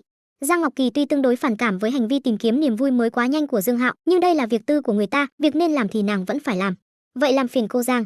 Dương Hạo cười đưa điện thoại qua, thời khắc này cũng nên chụp ảnh lưu niệm. Dì ôm con đi. Dương Hạo vốn định bế hề hề, kết quả tiểu nha đầu này còn chê hắn, vứt bỏ người cha già này. Lý Mạn Ni tự nhiên sẽ không từ chối yêu cầu của tiểu nha đầu, cười tủm tỉm bế hề hề lên. Dương Hạo đứng cạnh Lý Mạn Ni, tay trái đút túi, tay phải thì không biết để đâu. Hơi do dự một chút, hắn liền khoác tay phải lên vai Lý Mạn Ni, không cho ôm nhỏ, vậy mình ôm lớn cũng được nha. Cảm nhận được trọng lượng cánh tay của Dương Hạo, Lý Mạn Ni lại đỏ mặt, nàng ôm hề hề, Dương Hạo ôm nàng, như vậy rất giống với một nhà ba người. Mà Giang Ngọc Kỳ cầm điện thoại thì hơi hoảng ốt, nàng cũng cảm thấy hình tượng này rất giống với một nhà ba người, hề hề và vị mẹ kế xinh đẹp này còn khá giống nhau. Chẳng lẽ là dì ruột, chứ không phải loại dì ghẻ kia. Giang Ngọc Kỳ bắt đầu hoài nghi phán đoán lúc trước của mình. Nhất là hề hề và vị dì này còn rất thân thiết, tinh tinh. Khi Giang Ngọc Kỳ chuẩn bị chụp ảnh, màn hình điện thoại của Dương Hạo bỗng nhiên bắn ra một tin WeChat. Dương đại ca, tôi chuyển nhà mới rồi, thế nhưng máy hút mùi trong nhà không ổn lắm. Thì ra cha của hề hề còn biết sửa máy hút mùi. Máy hút mùi nhà mình cũng không ổn lắm, có thể nhờ Dương Hạo hỗ trợ một chút. Trong lòng nghĩ vậy, Giang Ngọc Kỳ vẫn liên tục chụp ảnh, chụp lại tấm ảnh gia đình rất có ý nghĩa kỷ niệm này. Cha hề hề, vừa rồi có người gửi WeChat cho anh. Giang Ngọc Kỳ trả điện thoại cho Dương Hạo và nói. Dương Hạo cũng không vội xem tin nhắn, mà mở album ảnh cho Lý Mạn Ni và hề hề xem ảnh vừa chụp. Bởi vì Giang Ngọc Kỳ chụp nhiều kiểu nên bọn họ có thể chọn vài kiểu. Mà trong mấy tấm ảnh này, hề hề luôn đẹp nhất, tiểu nha đầu cười rất vui vẻ, đôi mắt to đã cong thành trăng khuyết. Trên mặt Dương Hạo mang theo nụ cười nhàn nhạt, mấy tấm ảnh đều không khác nhau là mấy. Mà Lý Mạn Ni thì lại khác, tấm đầu tiên thì mặt nàng hơi bối rối, tấm thứ hai thì biến thành thẹn thùng. Tấm thứ ba thì nàng nở nụ cười, nhưng khuôn mặt trắng nõn vẫn mang theo vẻ đỏ ửng. Tấm thứ tư thì đẹp nhất, nụ cười nàng rực rỡ, tuy vẫn còn vẻ đỏ ửng trên mặt, nhưng nó lại tôn lên nụ cười rực rỡ của nàng. Trong tấm thứ tư, dì xinh đẹp nhất. Xem ảnh xong, hề hề cười nói, tiểu nha đầu này ánh mắt không tệ. Ba cũng thấy vậy. Dương Hạo gật đầu, tuy nói vậy, nhưng hắn vẫn gửi mấy tấm ảnh qua cho Lý Mạn Ni. Gửi ảnh xong, hắn thuận tay mở WeChat của Vương Tuyết Như, tiếp đó khóe miệng vô thức cong lên. Loại việc như sửa máy hút mùi chính là sở trường của hắn. Lúc này, Giang Ngọc Kỳ chợt mở miệng nói cha hề hề, tôi có chuyện muốn làm phiền anh, mới nói. Dương Hạo hơi nghi ngờ nhìn vị mỹ nữ này một chút, không biết đối phương muốn nhờ cái gì. Tuyên bố trước, tôi không cố tình đọc WeChat của anh, chỉ trùng hợp thôi. Giang Ngọc Kỳ đầu tiên là giải thích một câu, tiếp đó mới nói máy hút mùi nhà tôi cũng không ổn lắm. Cha hề hề, anh có thể bớt chút thời gian và sửa giúp tôi không? Sửa máy hút mùi. Dương Hạo không ngờ vị mỹ nữ này lại yêu cầu như vậy. Thế nhưng, chắc nàng muốn sửa máy hút mùi thật. Được, lúc nào cô Giang rảnh thì tôi sẽ qua xem một chút. Có thể giúp thì vẫn nên giúp một chút, dù sao thì con tin của mình cũng nằm trong tay người ta. Chỉ là Dương Hạo không ngờ, nghiệp vụ sửa máy hút mùi này lại được hoan nghênh như vậy. Sau này xin gọi ta là lão Dương thợ máy. Chỉ là, CMN sao cứ cảm thấy mình có hào quang của nam chính trong mấy bộ phim hành động thế nhỉ? Cha hề hề, vậy thì cảm ơn anh trước. Đúng rồi, vị kia là dì ruột của hề hề sao? Giang Ngọc Kỳ thuận thế hỏi thăm thân phận của Lý Mạn Ni. Đúng vậy, tuy tôi ly hôn với mẹ của hề hề, nhưng hề hề từ nhỏ đã rất thân với dì, cho nên mới đến tham gia đại hội này. Dương Hạo thuận miệng giải thích một câu. Ly hôn. Giang Ngọc Kỳ bắt được từ ngữ mấu chốt trong này, cả người đều không ổn. Thì ra nàng đã hiểu sai ngay từ đâu, còn tưởng rằng mẹ hề hề đã tạ thế, kết QAU người ta chỉ ly hôn thôi. Về phần lý giải thân phận của Lý Mạn Ni thì lại càng sai, người ta là dì ruột của hề hề nha. Lúc trước Giang Ngọc Kỳ còn tưởng rằng mình chính là thám tử lừng danh cỏ năn, về sau mới phát hiện hóa ra mình là Mori Yugoro. Cái gì? Bạn hỏi Mori Yugoro là ai? Là con gà còn kém hơn cả Mori Kogoro. Cô Giang, sao vậy? Dương Hạo thấy thần sắc của vị này hơi kỳ lạ, liền thuận miệng hỏi một câu. À không có gì, tôi đi chụp ảnh cho mấy gia đình khác. Giang Ngọc Kỳ bỏ chạy, trong lòng thì nghĩ may mà đối phương không biết mình đang nghĩ gì, bằng không sẽ rất mất mặt. Tiếp theo, trong trận chung kết 3 người 4 chân, Dương Hạo và Lý Mạn Nhi vẫn phối hợp ăn ý, hai người dẫn hề hề giành chiến thắng trong cuộc so tài này. Mà giải nhất trận chung kết sẽ có quà tặng, có thể chọn giữa búp bê và xe đồ chơi. Nếu là bé trai thì quá nửa sẽ chọn xe đồ chơi, hề hề thì lại chọn một con búp bê thỏ rất đáng yêu, yêu thích không nỡ buông tay. Dương Hạo thì lại tràn đầy cảm giác thành tựu khi dẫn con gái bảo bối giành lấy hạng nhất, giống như là mới vô địch thế giới vậy. Hạng mục tiếp theo là nhảy dây, một phụ huynh và một đứa bé cùng nhảy, xem ai nhảy được nhiều hơn trong 1 phút. Dương Hạo khá nặng, lại không am hiểu nhảy dây, nên để Lý Mạn Nhi dẫn hề hề ra trận. Nhưng sau khi tranh tài bắt đầu, Dương Hạo đã thấy hối hận thì để Lý Mạn Nhi ra sân, cô em vợ trên danh nghĩa của mình dậy thì quá thành công, đến mức vừa nhảy lên đã là sóng cả mãnh liệt, mấy ông bố đang cổ vũ cho vợ cũng phải nghẹn họng chân chối. Tiếp đó lại hâm mộ nhìn về phía Dương Hạo, đều là đàn ông hơn 30 nha. Nhìn vợ người ta đi, trẻ tuổi xinh đẹp, dáng người khỏi chê. Lại nhìn vợ mình, hoa tàn ít bướm còn lắm chuyện nóng tính.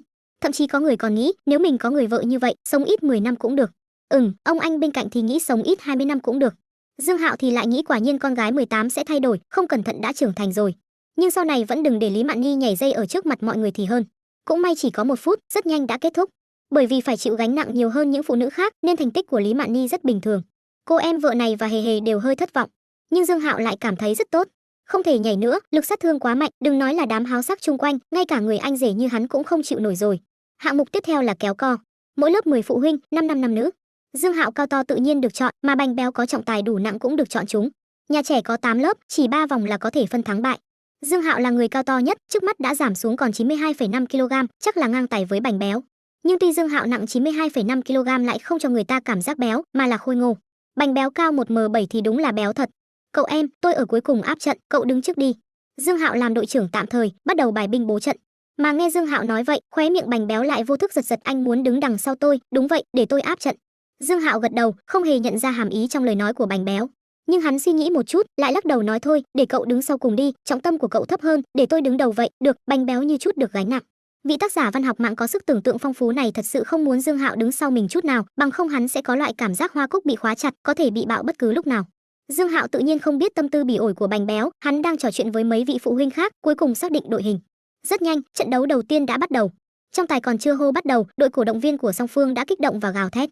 Ba ba, cố lên. Ba ba, cô lên. Hề hề dùng sức vung tay nhỏ, vừa gào thét, hình như muốn dùng toàn bộ sức mạnh của mình. Nhưng âm thanh ba ba cố lên quá nhiều, tiếng cổ vũ của hề hề đã bị bao phủ trong tiếng cổ cũ như biển gầm. Mà dưới loại tình huống này, có 2 âm thanh rất rõ ràng. Một cái là anh rể cố lên, một cái là Dương đại ca cố lên. Sau khi nghe thấy 2 âm thanh này, Lý Mạn Nhi và Triệu Doanh Doanh vô thức liếc nhìn nhau, tiếp đó gật đầu ra hiệu một cáu. Cô, sao cô không cổ vũ cho mẹ cháu? Triệu Tử Duệ ngửa đầu nhìn cô mình với vẻ hoài nghi, mẹ mình ra so tài, kết quả cô mình lại cổ vũ của người khác. Cô cũng cổ vũ cho mẹ cháu nha, cổ vũ cho tất cả. Triệu Doanh Doanh qua loa một câu, tiếp đó lại hô lên Dương đại ca cố lên nha. Cô, Triệu Tử Duệ bĩu môi, chỉ có thể tự kêu lên mẹ, cố lên. Trong những tiếng reo hò, trận đấu đầu tiên bắt đầu, kết quả chỉ mười mấy giây đồng hồ, lớp của hề hề đã chiến thắng, tiến vào vòng tiếp theo. A thắng rồi. Hề hề hưng phấn nhảy dựng lên, Lý Mạn Nhi thì cười đập tay với tiểu nha đầu. Nghỉ ngơi khoảng 15 phút, vòng thứ 2 bắt đầu. Lần này, song phương giằng co một lúc lâu, cuối cùng lớp của hề hề giành chiến thắng, tiến vào vòng chung kết. Loại thi đấu này tuy chỉ mang tính giải trí, nhưng lớp mình tiến vào chung kết thì Giang Ngọc Kỳ vẫn rất vui vẻ, nàng cố tình bê một thùng nước suối đến, chia cho 10 vị phụ huynh dự thi. Cha hề hề, đối thủ trận cuối của chúng ta có vẻ rất mạnh. Giang Ngọc Kỳ đưa cho Dương Hạo một chai nước, sau đó bắt đầu trò chuyện với vị đội trưởng tạm thời này. Nhìn qua có vẻ rất mạnh. Dương Hạo gật đầu. Trong lớp kia có 2 phụ huynh nặng hơn 100 kg, trọng tải nặng hơn bên họ nhiều, tuy kéo co không phải so trọng tải, nhưng đó vẫn là ưu thế. Muốn thắng thì cũng đơn giản thôi. Dương Hạo uống hớp nước, cười ha ha nói. Đơn giản? Giang Ngọc Kỳ không hiểu. Phần thưởng của cuộc thi nhảy dây là mặt nạ đúng không? Mượn 2 cái mặt nạ của bọn nhỏ là được rồi. Dương Hạo cười nói, mặt nạ. Giang Ngọc Kỳ hơi sửng sốt, sau đó mới phản ứng lại, Dương Hạo muốn đeo mặt nạ để chọc cười đối phương, dù chỉ 2-3 người ở phía trước bị chọc cười thì cũng sẽ thắng chắc. Nếu như là cuộc so tài chính thức, nhất định không được sử dụng cách này, nhưng đây chỉ là giải trí, không có vấn đề gì. Để tôi đi mượn 2 cái buồn cười. Trên mặt vị mỹ nữ này lộ ra nụ cười sán lạn. Thật ra thắng thua không quan trọng, chủ yếu là cách làm này rất có tính giải trí, nhà trẻ bọn họ sẽ quay phim cuộc so tài này, đằng sau sẽ chỉnh sửa và đăng lên tài khoản TikTok của nhà trẻ, dùng để tuyên truyền và tuyển sinh.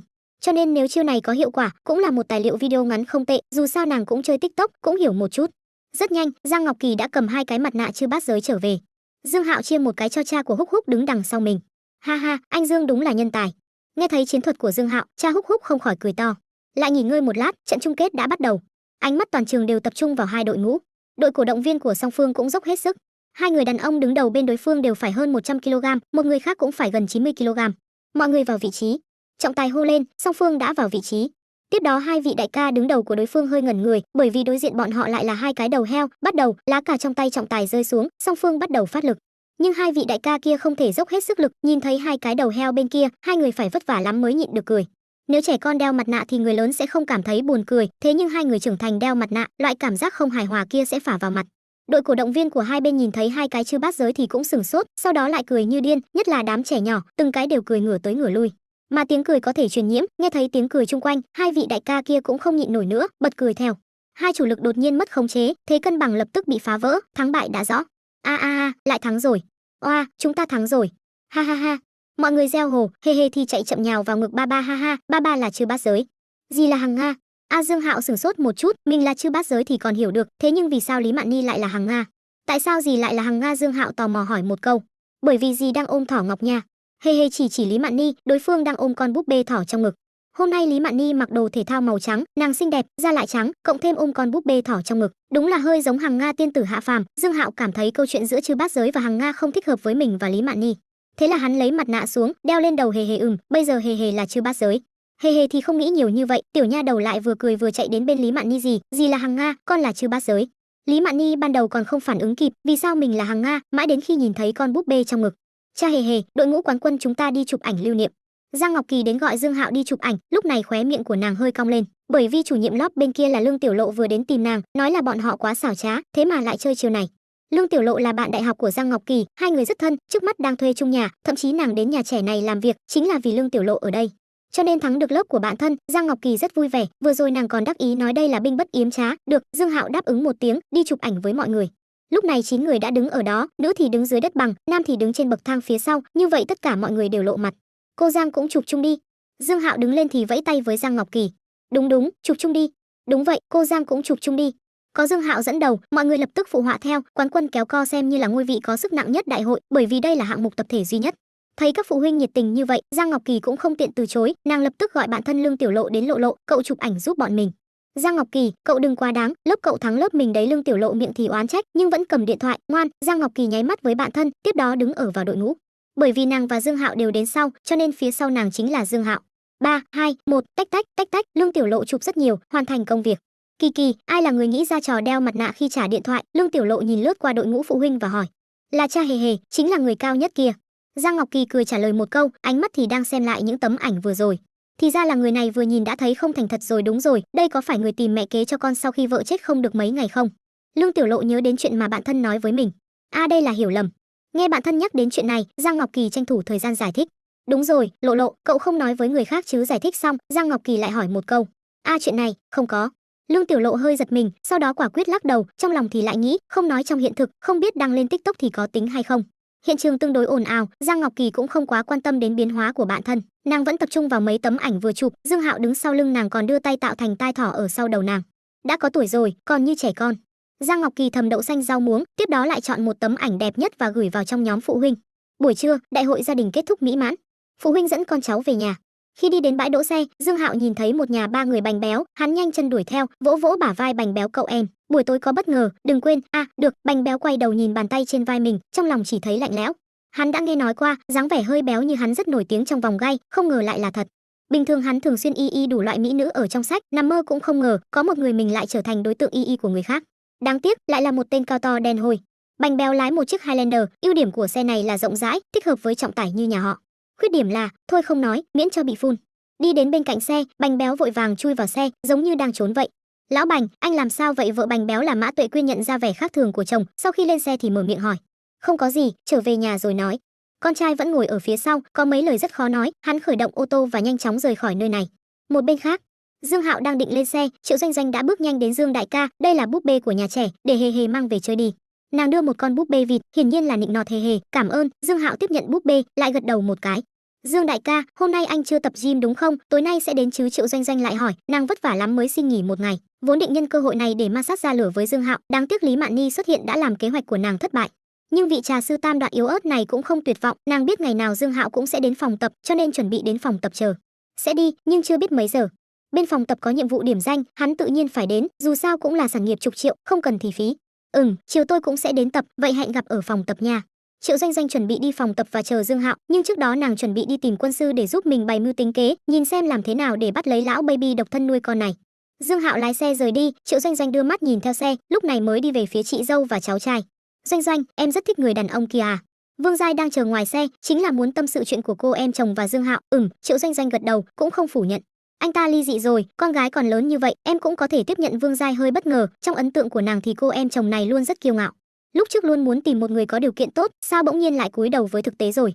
Thế nhưng cúi quá thấp rồi, dưới cái nhìn của nàng thì coi như Triệu Doanh Doanh giảm điều kiện cũng sẽ không tìm một người như vậy mới đúng. Hiện giờ, tỷ lệ ly hôn rất cao, ly dị cũng không sao cả, về phần có con gái cũng rất tốt, em cảm thấy Hề Hề cực kỳ đáng yêu. Triệu Doanh Doanh cười nói. Vương Giai hơi ngẩn người. Doanh Doanh, em đã chuẩn bị làm mẹ kế rồi. Em cũng muốn làm mẹ kế cho Hề Hề đây, nhưng Dương đại ca không nguyện ý. Triệu Doanh Doanh lại hơi buồn bực. Anh ta không muốn, anh ta còn không muốn. Vương Giai nghi ngờ nói. Không đúng, anh ta mua tặng em vòng tay đúng không? Theo lý thuyết thì phải thích em mới đúng. Triệu Doanh Doanh lắc đầu. Chị không hiểu, đối với chúng ta thì 50.000 là rất nhiều, nhưng đối với kẻ có tiền thì nó không khác gì 5 xu cả. Lúc này Triệu Doanh Doanh cũng không còn tâm tư khoe khoang, trái lại còn cảm thấy chị dâu mình cũng là người từng trải, có lẽ có thể cho mình ý kiến. Có tiền, anh ta rất giàu. Vương Giai cảm thấy Dương Hạo không giống với kẻ rất giàu có, huống hố con gái Dương Hạo học cùng nhà trẻ với con trai mình, nếu thật sự là đại gia, tại sao lại có thể học một nhà trẻ bình thường như vậy được? Chị dâu biết Tinh Vân Loan chứ? Đương nhiên, Vương Giai gật đầu. Là khu nhà đỉnh cấp ở Giang Thành chúng ta, nghe nói căn rẻ nhất cũng phải 20 triệu. Dương đại ca có một căn 688 mét vuông ở trong Tinh Vân Loan, cho nên anh ấy có phải kẻ có tiền không? Triệu Doanh Doanh mở miệng hỏi lại. 688 mét vuông, Tinh Vân Loan.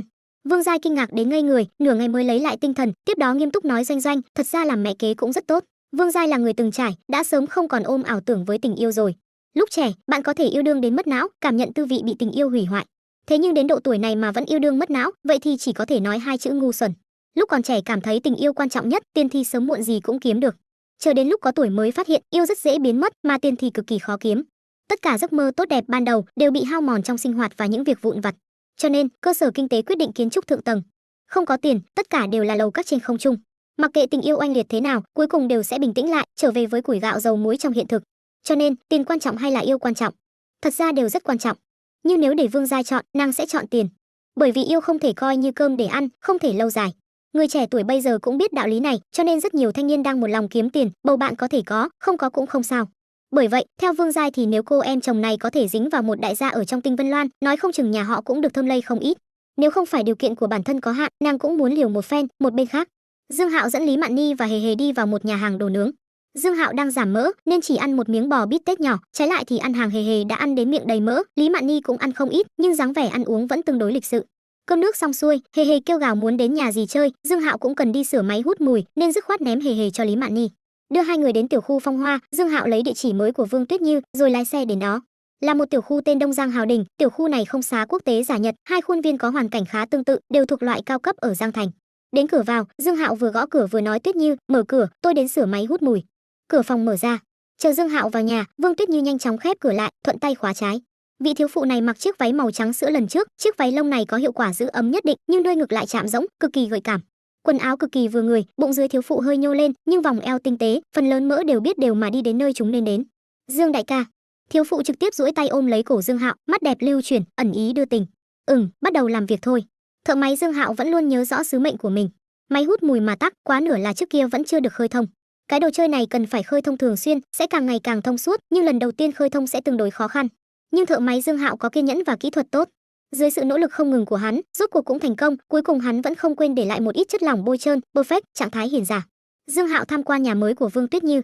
Đây là một căn nhà 3 phòng ngủ, đại khái khoảng 100 mét vuông. Dương Hạo hơi nghi ngờ hỏi Tuyết Như, sao lại thuê nhà 3 phòng ngủ? Có một phòng là để cho em gái, con bé là con gái chú ba, trước kia đi học đại học ở thành phố khác, vừa mới thi đỗ nghiên cứu sinh ở đại học Giang Thành, tháng 9 sẽ đến Giang Thành, thỉnh thoảng có thể đến phụ đạo cho nặc nặc. Vương Tuyết Như giải thích. Ra vậy, nghiên cứu sinh đại học Giang Thành, rất giỏi. Dương Hạo cảm khái một câu, hỏi không định ở nhà cũ nữa. Vương Tuyết Như gật đầu. Thẩm Minh Sơn đã ký giấy ly hôn, trên pháp luật thì đã không còn là vợ chồng, nhưng cần một thời gian nữa mới hoàn thành xong xuôi các thủ tục, đến khi đó sẽ bán nhà cũ, cũng tốt. Dương Hạo cũng không nói nhiều, đều là người từng trải, hắn hiểu ý nghĩ của Vương Tuyết Như, căn nhà kia có quá nhiều hồi ức đau lòng, không cần cũng được. Vậy sau này có tính toán gì không? Dương Hạo hỏi, trong thẻ của hắn còn có 100 triệu dành riêng cho NPC số 1 đây. Nếu vị thiếu phụ này đã phân rõ giới hạn với Thẩm Minh Sơn, vậy có thể để nàng tiêu khoản tiền này rồi. Tuy mang tiếng là đại gia, phú ông, nhưng Dương Hạo còn chưa được trải nghiệm lại cảm giác tiêu tiền như nước kia.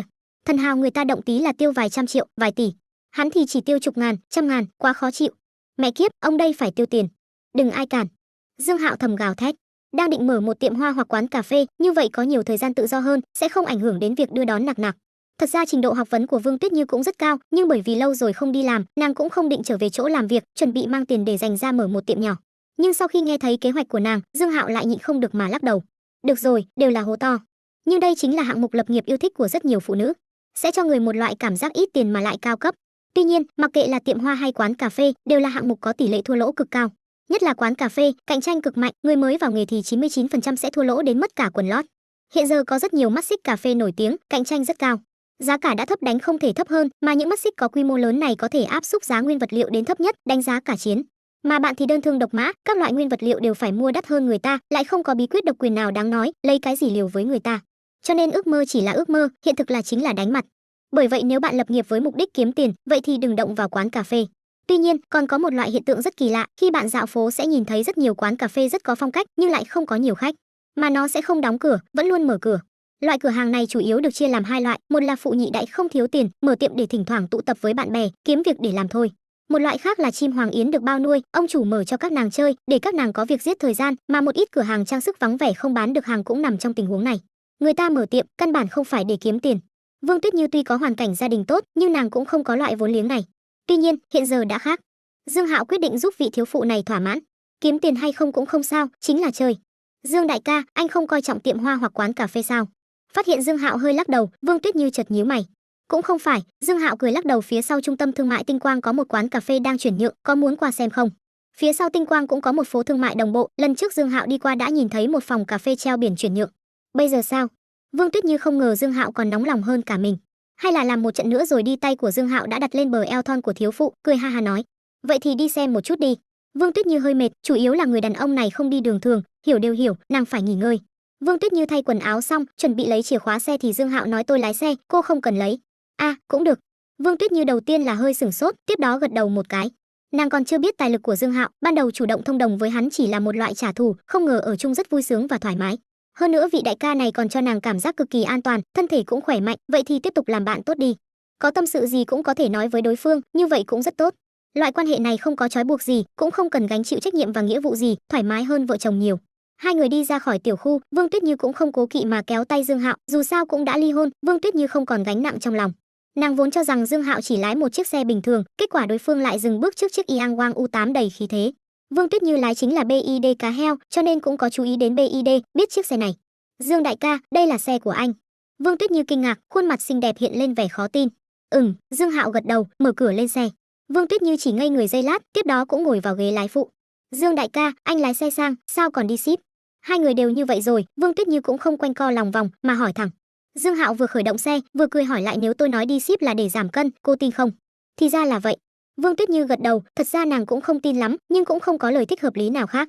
Chỉ có thể nói, vị Dương đại ca này thâm tàng bất lộ. Mười mấy phút sau, Dương Hạo lái xe vào phố thương mại phía sau Tinh Quang, trên đường này có rất nhiều nhà hàng, có hai quán trà sữa, quán cà phê thì chỉ có một, đó chính là quán Happiness Cà phê đang chuyển nhượng. Thật ra Dương Hạo rất khó hiểu, vì sao những người mở quán cà phê lại rất thích đặt tên tiếng Anh, chẳng lẽ như vậy sẽ sang chảnh hơn. Có vài cái tên thì còn có thể hiểu, ví dụ như quán Happiness Cà phê này. Happiness là hạnh phúc, đại khái là muốn biểu đạt hạnh phúc đi.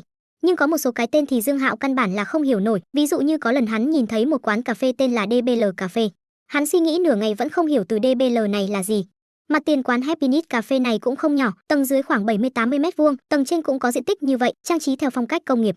Mà cái gọi là phong cách công nghiệp, thật ra chính là tiết kiệm tiền trang trí, rất nhiều nơi không cần phải xử lý quá tinh tế. Đương nhiên tiệm này thuộc về loại ngụy công nghiệp, phong cách công nghiệp chân chính cũng rất đắt tiền. Bởi vì là thứ bảy, nên trong tiệm cũng có mấy khách hàng, không quá vắng vẻ. Hai nhân viên sau quầy bar, một người đang chơi điện thoại, một người thấy có khách thì đứng lên chào hỏi. Hai vị uống gì? Nữ nhân viên mỉm cười hỏi thăm. Dương Hạo đi thẳng vào vấn đề, chủ các cô có ở đây không? Xin hỏi ngài là? Nữ nhân viên nghi ngờ đánh giá Dương Hạo. Cửa hàng muốn chuyển nhượng đúng không? Tôi muốn tâm sự với chủ nơi này. Dương Hạo chỉ vào hai chữ chuyển nhượng trên cửa. Bà chủ không ở cửa hàng, tôi có thể gọi bà chủ đến mời hai vị ngồi. Nữ nhân viên chỉ một bàn trống gần quầy. Tiếp đó lại cầm điện thoại gọi cho bà chủ. Kết thúc điện thoại, nữ nhân viên tiến đến gần Dương Hạo và Vương Tuyết Như, nói hai vị, 15 phút nữa bà chủ sẽ đến, hai vị muốn uống gì, bà chủ mời khách. Dương Hạo nói có thứ gì ngon thì làm 2 ly là được. Vâng, nữ nhân viên lên tiếng, tiếp đó nàng và một nhân viên khác bắt đầu bận rộn. Vương Tuyết Như thì đánh giá nơi này, nàng đúng là có ý nghĩ mở quán cà phê, nhưng dự tính của nàng chỉ là một tiệm nhỏ, mà diện tích nơi này đã vượt quá khỏi suy nghĩ của nàng. Nhưng mà đã đến, tìm hiểu một chút cũng không có chỗ xấu. Chờ một lát, nữ nhân viên mang 2 ly cà phê lên, một ly là caramel macchiato, một ly là latte matcha. Là loại cửa hàng khác cũng có, không có gì đặc biệt. Dương Hạo đưa ly caramel macchiato cho Vương Tuyết Như, còn mình thì thử ly latte matcha, hương vị cũng không có gì đặc biệt. Cà phê không giống trà sữa, rất khó để cách tân trên khẩu vị. Nhất là loại người mở miệng nhỏ, chủ yếu là không có năng lực nghiên cứu phát triển và cách tân, điểm nhấn chính là bắt chước. Mà cách tân thì giao cho các mắt xích cỡ lớn là được. Hai người chờ một lúc, một chiếc BMW X6 màu đỏ dừng lại trước cửa tiệm, tiếp đó một cô gái mặc áo da đen đi xuống xe. Nhưng sau khi nàng xuống xe, lại không đi vào cửa hàng mà nhìn chiếc Yangwang U8 bên cạnh một chút. BMW X6 thuộc loại SUV cỡ lớn, nhưng dừng bên cạnh Yangwang U8 thì lại giống như em trai. Nàng chớp chớp đôi mắt dưới kính râm, tiếp đó bước nhanh vào trong tiệm. Chị Thanh, chính là hai vị này. Nữ nhân viên chỉ về phía Dương Hạo và Vương Tuyết Như. Hai vị, chúng ta lên phòng riêng nói chuyện. Hoàng Thanh gật đầu với hai người, ra hiệu xin mời. Lầu 1 là đại sảnh, lầu 2 có mấy phòng riêng và một ít ghế dài được ngăn cách, thích hợp cho các cặp tình nhân hẹn hò hoặc là nói chuyện riêng. Tiệm này của tôi có tổng cộng 140 m², phòng riêng tầng 2 có thể mở tiệc sinh nhật, party. Ngoại trừ cà phê thì trong tiệm còn bán trà và các loại đồ ngọt. Hoàng Thành vừa đi vừa giới thiệu. Chờ đến lầu 2, nàng đầu tiên là dẫn hai người đi tham quan một chút, sau đó đi vào một phòng riêng có tên đỏ. Cách đặt tên phòng của nơi này là đỏ, cam, vàng, xanh lá, xanh, xanh lam, tím, đúng là khá thú vị. Mới đầu Dương Hạo cho rằng đây chỉ là cách đặt tên, nhưng không ngờ cái tên này còn đối ứng với sắc điệu và trang trí trong phòng.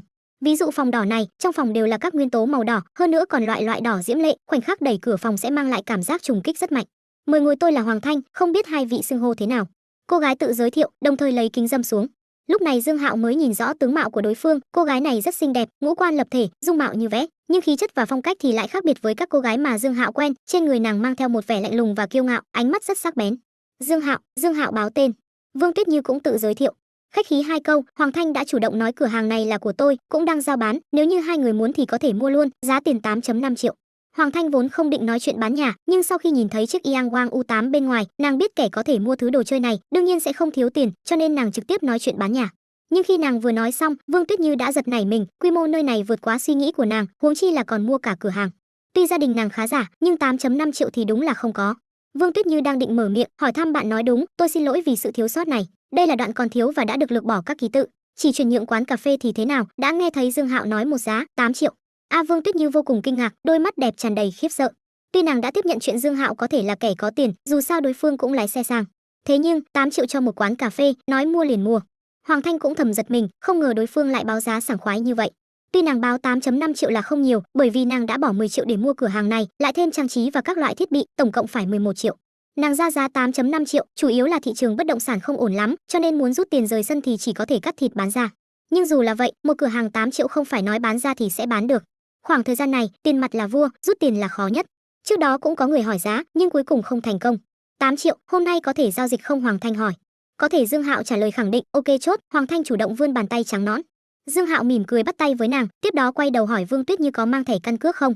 Có. Vương Tuyết Như không hiểu vì sao Dương Hạo lại hỏi như vậy, nhưng vẫn gật đầu. Mà Hoàng Thanh thì lại hiểu, nàng kinh ngạc nhướng mày, tiếp đó lại quan sát Vương Tuyết Như một phen, lại nhìn Dương Hạo một chút, trong lòng chợt oán thầm thì ra là người ngốc nhiều tiền. Hoàng Thanh nhìn vô số người, chỉ liếc mắt đã nhận ra Dương Hạo và Vương Tuyết Như không phải vợ chồng. Bởi vì hai người có một loại cảm giác vừa quen thuộc loại lạ lẫm, đây là một trạng thái khó nói ra lời. Nhưng Hoàng Thanh kinh doanh quán bar nên cũng quen với loại quan hệ này rồi. Bởi vậy, nàng có thể nhạy bén phát hiện ra, quan hệ của hai người có thể là bạn chơi bài hoặc là bao nuôi. Ban đầu nàng nghiêng về cái trước, bởi vì Vương Tuyết Như cũng không quá trẻ, có vẻ còn nhiều tuổi hơn nàng, nói không chừng đã 30. Mà một ông chú đại gia như Dương Hạo, bên cạnh có rất nhiều cô gái trẻ tuổi xinh đẹp, có rất nhiều lựa chọn. Nhưng bây giờ Dương Hạo lại muốn mua quán cà phê của mình để tặng cho vị này. Đây chính là 8 triệu đấy. Có thể nuôi mấy cô bé tầm 20 rồi. Nhưng vị đại gia này lại tặng cho cô gái bên cạnh mà không thèm chớp mắt. Cho dù như vậy có thể tạo thành một mối quan hệ bao nuôi lâu dài, nhưng Hoàng Thanh cảm thấy không có lợi lắm. Trong lòng nàng thậm chí còn nghĩ đại ca, nếu anh nói sớm thì tôi đã có thể giới thiệu cho anh mấy người rẻ hơn rồi. Khi Hoàng Thanh đang suy nghĩ lung tung, Dương Hạo mở miệng nói viết hợp đồng đi. Tôi chuyển cho cô 500.000 làm tiền cọc, thứ hai đi làm thủ tục sang tên, tôi sẽ chuyển nốt 7,5 triệu. Tốt, không có vấn đề. Hoàng Thanh gật đầu, tiếp đó gọi điện thoại để người làm 2 phần hợp đồng.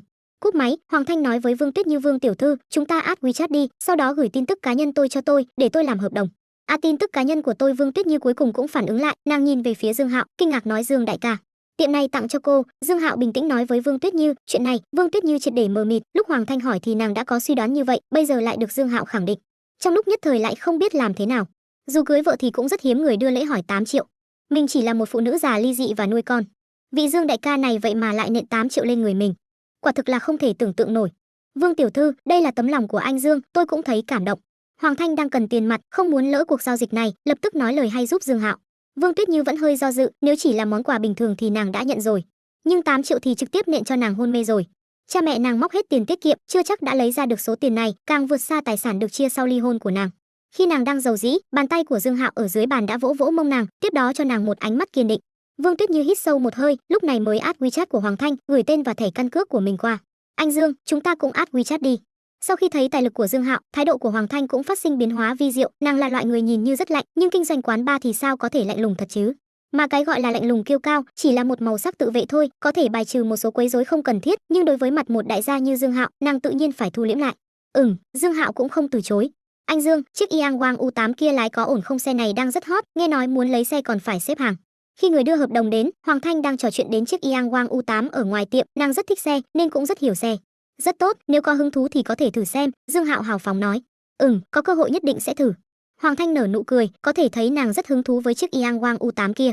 Đúng rồi, anh Dương, tôi còn mở một quán bar, có một nhóm VIP, tôi kéo anh vào nhóm nhé, có cơ hội thì đến quán bar chơi. Chỉ cần anh vào nhóm này, mọi chi phí đều được giảm 66%, giảm còn nhiều hơn thẻ hội viên.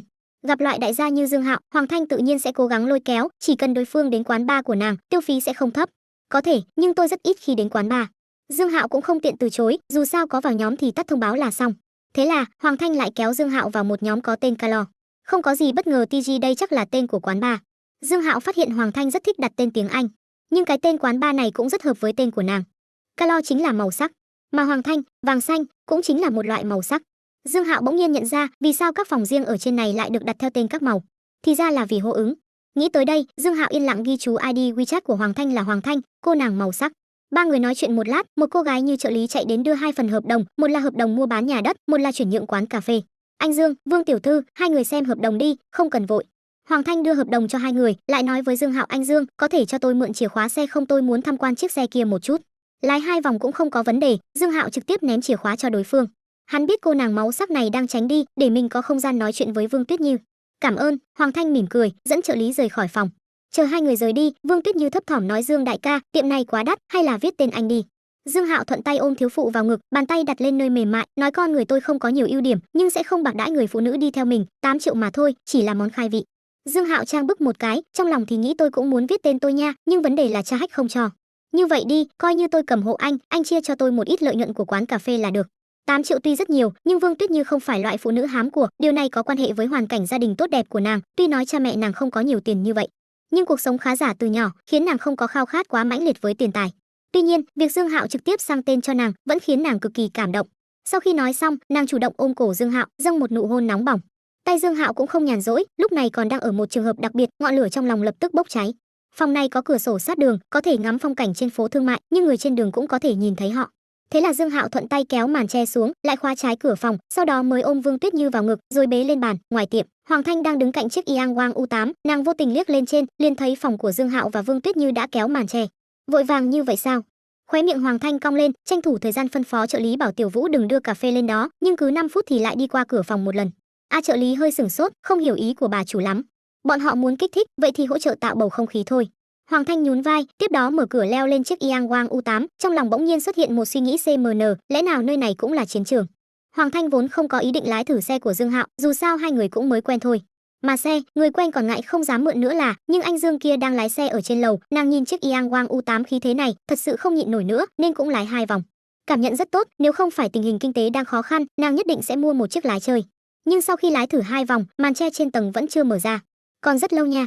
Hoàng Thanh xuống xe, tựa vào thanh bảo hiểm trên Yangwang U8, vừa hút thuốc vừa video call với bạn thân mình, vừa bán quán cà phê với giá 8 triệu. Đúng, bán cả cửa hàng luôn. Là một ông chú giàu có mua cho tình nhân, nhưng hai người này rất vội vàng, còn đang chơi bài trong phòng kìa. Đồ biến thái này, phòng mình lấy đâu ra camera? Tối nay sẽ tìm 2 tiểu thịt tươi cho cậu, muốn không? Hoàng Thanh trò chuyện vui vẻ với cô gái trong video, nhưng lời nói thì như lang như hổ. Cuộc trò chuyện này kéo dài hơn 20 phút, mà màn che phía trên cũng đã kéo ra. Kết thúc, mình phải đi ký hợp đồng. Hoàng Thanh chào một câu, tiếp đó cúp máy. Nàng cũng không vội vàng, mà hút thêm điếu thuốc, rồi mới dẫn trợ lý quay lại phòng anh Dương. Xe rất không tệ, lái vài vòng, cảm giác rất tốt. Lúc nói chuyện, ánh mắt của Hoàng Thanh đều vô tình hay cố ý nhìn về phía Vương Tuyết Như, một câu này của nàng có hai nghĩa. Nhưng Vương Tuyết Như thì khá ngây thơ, căn bản là không hiểu ý của Hoàng Thanh, lúc này nàng đang cúi đầu xem hợp đồng, sợ đối phương nhìn ra manh mối gì. Vì không để lại dấu vết, nàng thậm chí còn tăng thêm đồ ăn, chính là vì không muốn bị phát hiện.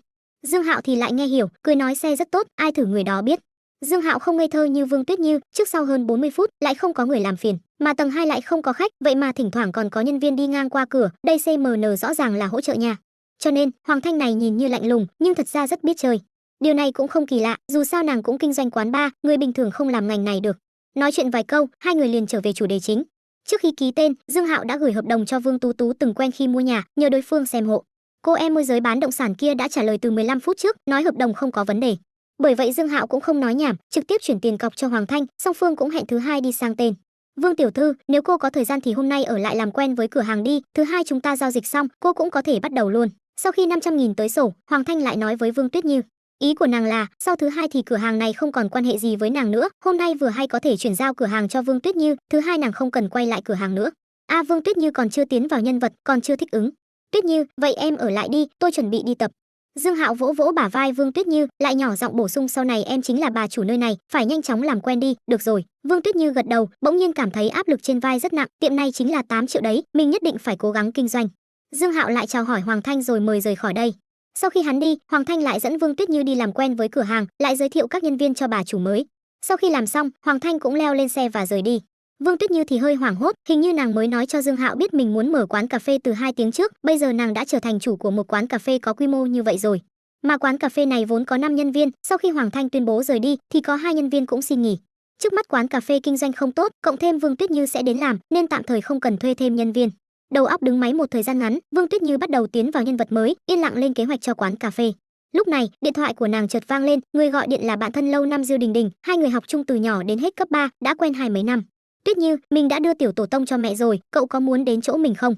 Diêu Đình Đình biết bạn thân đã ly hôn, nhân ngày cuối tuần được nghỉ, nàng chuẩn bị gặp mặt trò chuyện với Vương Tuyết Như.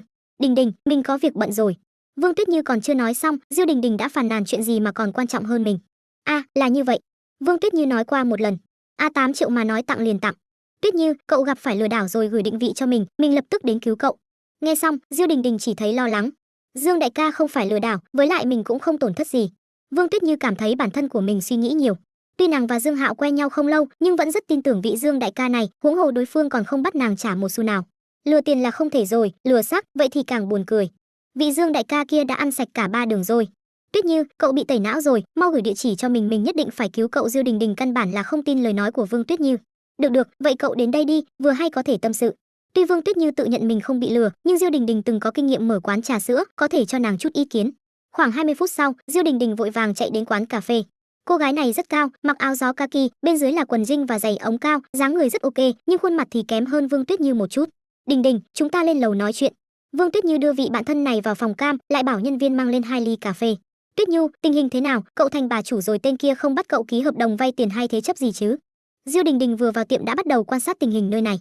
Tuy trang trí bình thường, nhưng diện tích khá rộng, 2 tầng cộng lại phải 14150 mv, phải biết, quán Starbucks trong Tinh Quang cũng chỉ hơn 50 m2 thôi. Mà một kẻ có tiền mới quen không lâu lại tặng cho Vương Tuyết Như một quán cà phê như vậy, quả thực là kịch bản do đám phụ nữ mơ ước, tổng tài bá đạo yêu phụ nữ ly hôn. Nhưng loại kịch bản này, dù biên kịch của nửa đời trước của ta nhìn thấy cũng phải lắc đầu. Cho nên Diêu Đình Đình không tin tưởng lắm Tuyết Như, mình cảm thấy là do cậu ở nhà quá lâu rồi đấy. Mình đã bảo cậu đi tìm việc làm rồi, dù không kiếm tiền thì cũng không thể tách khỏi xã hội, loại âm mưu như vậy mà cậu cũng tin, bảo sao lại bị tên khốn Thẩm Minh Sơn kia lừa. Là bạn thân quen nhau hơn 20 năm nên Diêu Đình Đình nói chuyện rất thẳng thắn. Vương Tuyết Như cũng biết bạn thân muốn tốt cho mình thôi, nàng trực tiếp lấy 2 phần hợp đồng ra, mình cảm thấy Dương đại ca sẽ không lừa mình, hợp đồng đây, cậu xem đi. Cậu quá ngây thơ rồi. Diêu Đình Đình lắc lắc đầu, sau đó nghiêm túc xem hợp đồng, bắt đầu tìm kiếm lỗ thủng trong đó. Dưới cái nhìn của nàng, đây tuyệt đối là lừa đảo. Chỉ là nàng tìm kiếm một lúc lâu cũng không phát hiện ra bất kỳ điều khoản dị thường nào. Không đúng, rất không đúng. Không tìm thấy sơ hở, Diêu Đình Đình rất nghi hoặc, nàng lại chụp hợp đồng và gửi cho một người bạn luật sư. Đối phương xem xong cũng nói là không có vấn đề. Tuyết Như, cậu và họ Dương kia có quan hệ gì? Nếu hợp đồng không có vấn đề, nói cách khác đây là thật. Thật sự có một người đàn ông cho bạn thân mình 8 triệu. Diêu Đình Đình chỉ có thể bắt tay vào từ quan hệ của hai người. Mình còn chưa kịp nói với cậu, thật ra bọn mình. Vương Tuyết Như cũng không định giấu người bạn thân này, liền kể quan hệ của mình với Dương Hạo, tất nhiên là không nói đến chuyện vừa phát sinh trong phòng riêng bên cạnh. Sau khi nghe xong, Diêu Đình Đình trực tiếp choáng váng. Phòng tập bác lực. Dương Hạo hoàn thành nhiệm vụ điểm danh hôm nay, tiến gần một bước nữa với việc biến sản nghiệp này thành của mình. Trong quá trình học kèm, Mạnh Ngọc Ngọc vẫn quay chụp như cũ, nhưng bởi vì Lý Mạn Thù từng nhắn tin riêng, nên Dương Hạo cố ý dặn dò Mạnh Ngọc Ngọc đừng để hắn xuất hiện trong video, nhiều nhất là vị trí cục bộ của cơ thể thôi, hắn còn chưa muốn để Lý Mạn Thù nhận ra. Dương đại ca, tài khoản TikTok của anh đã có hơn 200.000 fan rồi, video hôm qua rất hot. Học xong, Dương Hạo và Mạnh Ngọc Ngọc ngồi trong phòng nghỉ, trò chuyện cách hoạt động tài khoản. Hôm nay Dương Hạo tương đối bận, không có thời gian xem tài khoản TikTok. Nghe Mạnh Ngọc Ngọc nói, thế mà đã tăng tới 200.000 fan, lúc này hắn mới mở TikTok ra xem. Số like cũng tăng lên đến 480.000, xem như là một video hot. Nói đến thì phải cảm ơn Ngọc Ngọc rồi, video rất không tệ. Dương Hạo tán dương một câu, tiểu trà trà Mạnh Ngọc Ngọc này đã rất cố gắng chỉnh sửa và quay video cho hắn, tất nhiên là nàng cũng có mưu đồ của mình. Nhưng Dương Hạo cũng không để ý đến mưu đồ của nàng là gì, đối với một người có hách như hắn mà nói, những ngày tương lai chính là hương thị cuộc sống, muốn thoải mái thế nào thì thoải mái thế đó. Hiện giờ, cách làm của Mạnh Ngọc Ngọc làm hắn thấy thoải mái và dễ chịu, như vậy cớ sao không làm. Nàng cũng chỉ thèm tiền tài mà thôi. Mà Dương Hạo thì tương lai sẽ không thiếu tiền. Nhưng trước mắt, bảo Dương Hạo cho nàng tiêu tiền của mình thì hắn vẫn sẽ đau lòng. Dù sao bây giờ hắn cũng có quá ít tiền. Có thể cân nhắc biến nàng thành NPC. Chỉ là không biết tiểu trà trà có phù hợp với tiêu chuẩn không. Có hai điều kiện để chuyển hóa thành NPC. Một là phát sinh quan hệ thân mật với Dương Hạo, một là tố chất tổng hợp hơn 80 điểm. Chấm điểm là do hệ thống chấm, cho nên Dương Hạo không xác định Mạnh Ngọc Ngọc có vượt qua 80 điểm không. NPC số 1 là Vương Tuyết Như được 88 điểm, nếu như chỉ nhìn bề ngoài, Mạnh Ngọc Ngọc tuyệt đối vượt qua 80 điểm, dù sao nàng cũng trẻ hơn Vương Tuyết Như, tập luyện lâu dài khiến dáng người nàng cũng đẹp hơn. Nhưng đây là tổng hợp, có lẽ không chỉ nhìn bề ngoài, mà Vương Tuyết Như có gia đình tốt, lại tốt nghiệp đại học danh tiếng, đây là điểm cộng. Thật ra thì theo Dương Hạo, Tôn Tâm Di nhất định sẽ hơn 80 điểm, nhưng Tôn Tâm Di hiển nhiên là không phải một cô gái quá cố chấp với tiền tài, bởi vậy tuy tương đối nhiệt tình với hắn, nhưng muốn phát sinh quan hệ thân mật với nàng thì vẫn chưa đến thời cơ. Tuy nhiên, Mạnh Ngọc Ngọc thì lại khác, chỉ cần cho nàng cơ hội, khả năng cao là tiểu trà trà này sẽ đẩy ngược hắn. Ngọc Ngọc, cô tốt nghiệp đại học nào? Dương Hạo quyết định tìm hiểu tình hình của tiểu trà trà này một phen. Dương đại ca, tôi tốt nghiệp Học viện Nghệ thuật Giang Thành, Mạnh Ngọc Ngọc nói thật. Học viện Nghệ thuật Giang Thành. Dương Hạo hơi giật mình, hắn học ở Học viện Kinh tế Tài chính Giang Thành, cùng một khu đại học với Học viện Nghệ thuật Giang Thành, hơn nữa còn rất gần nhau.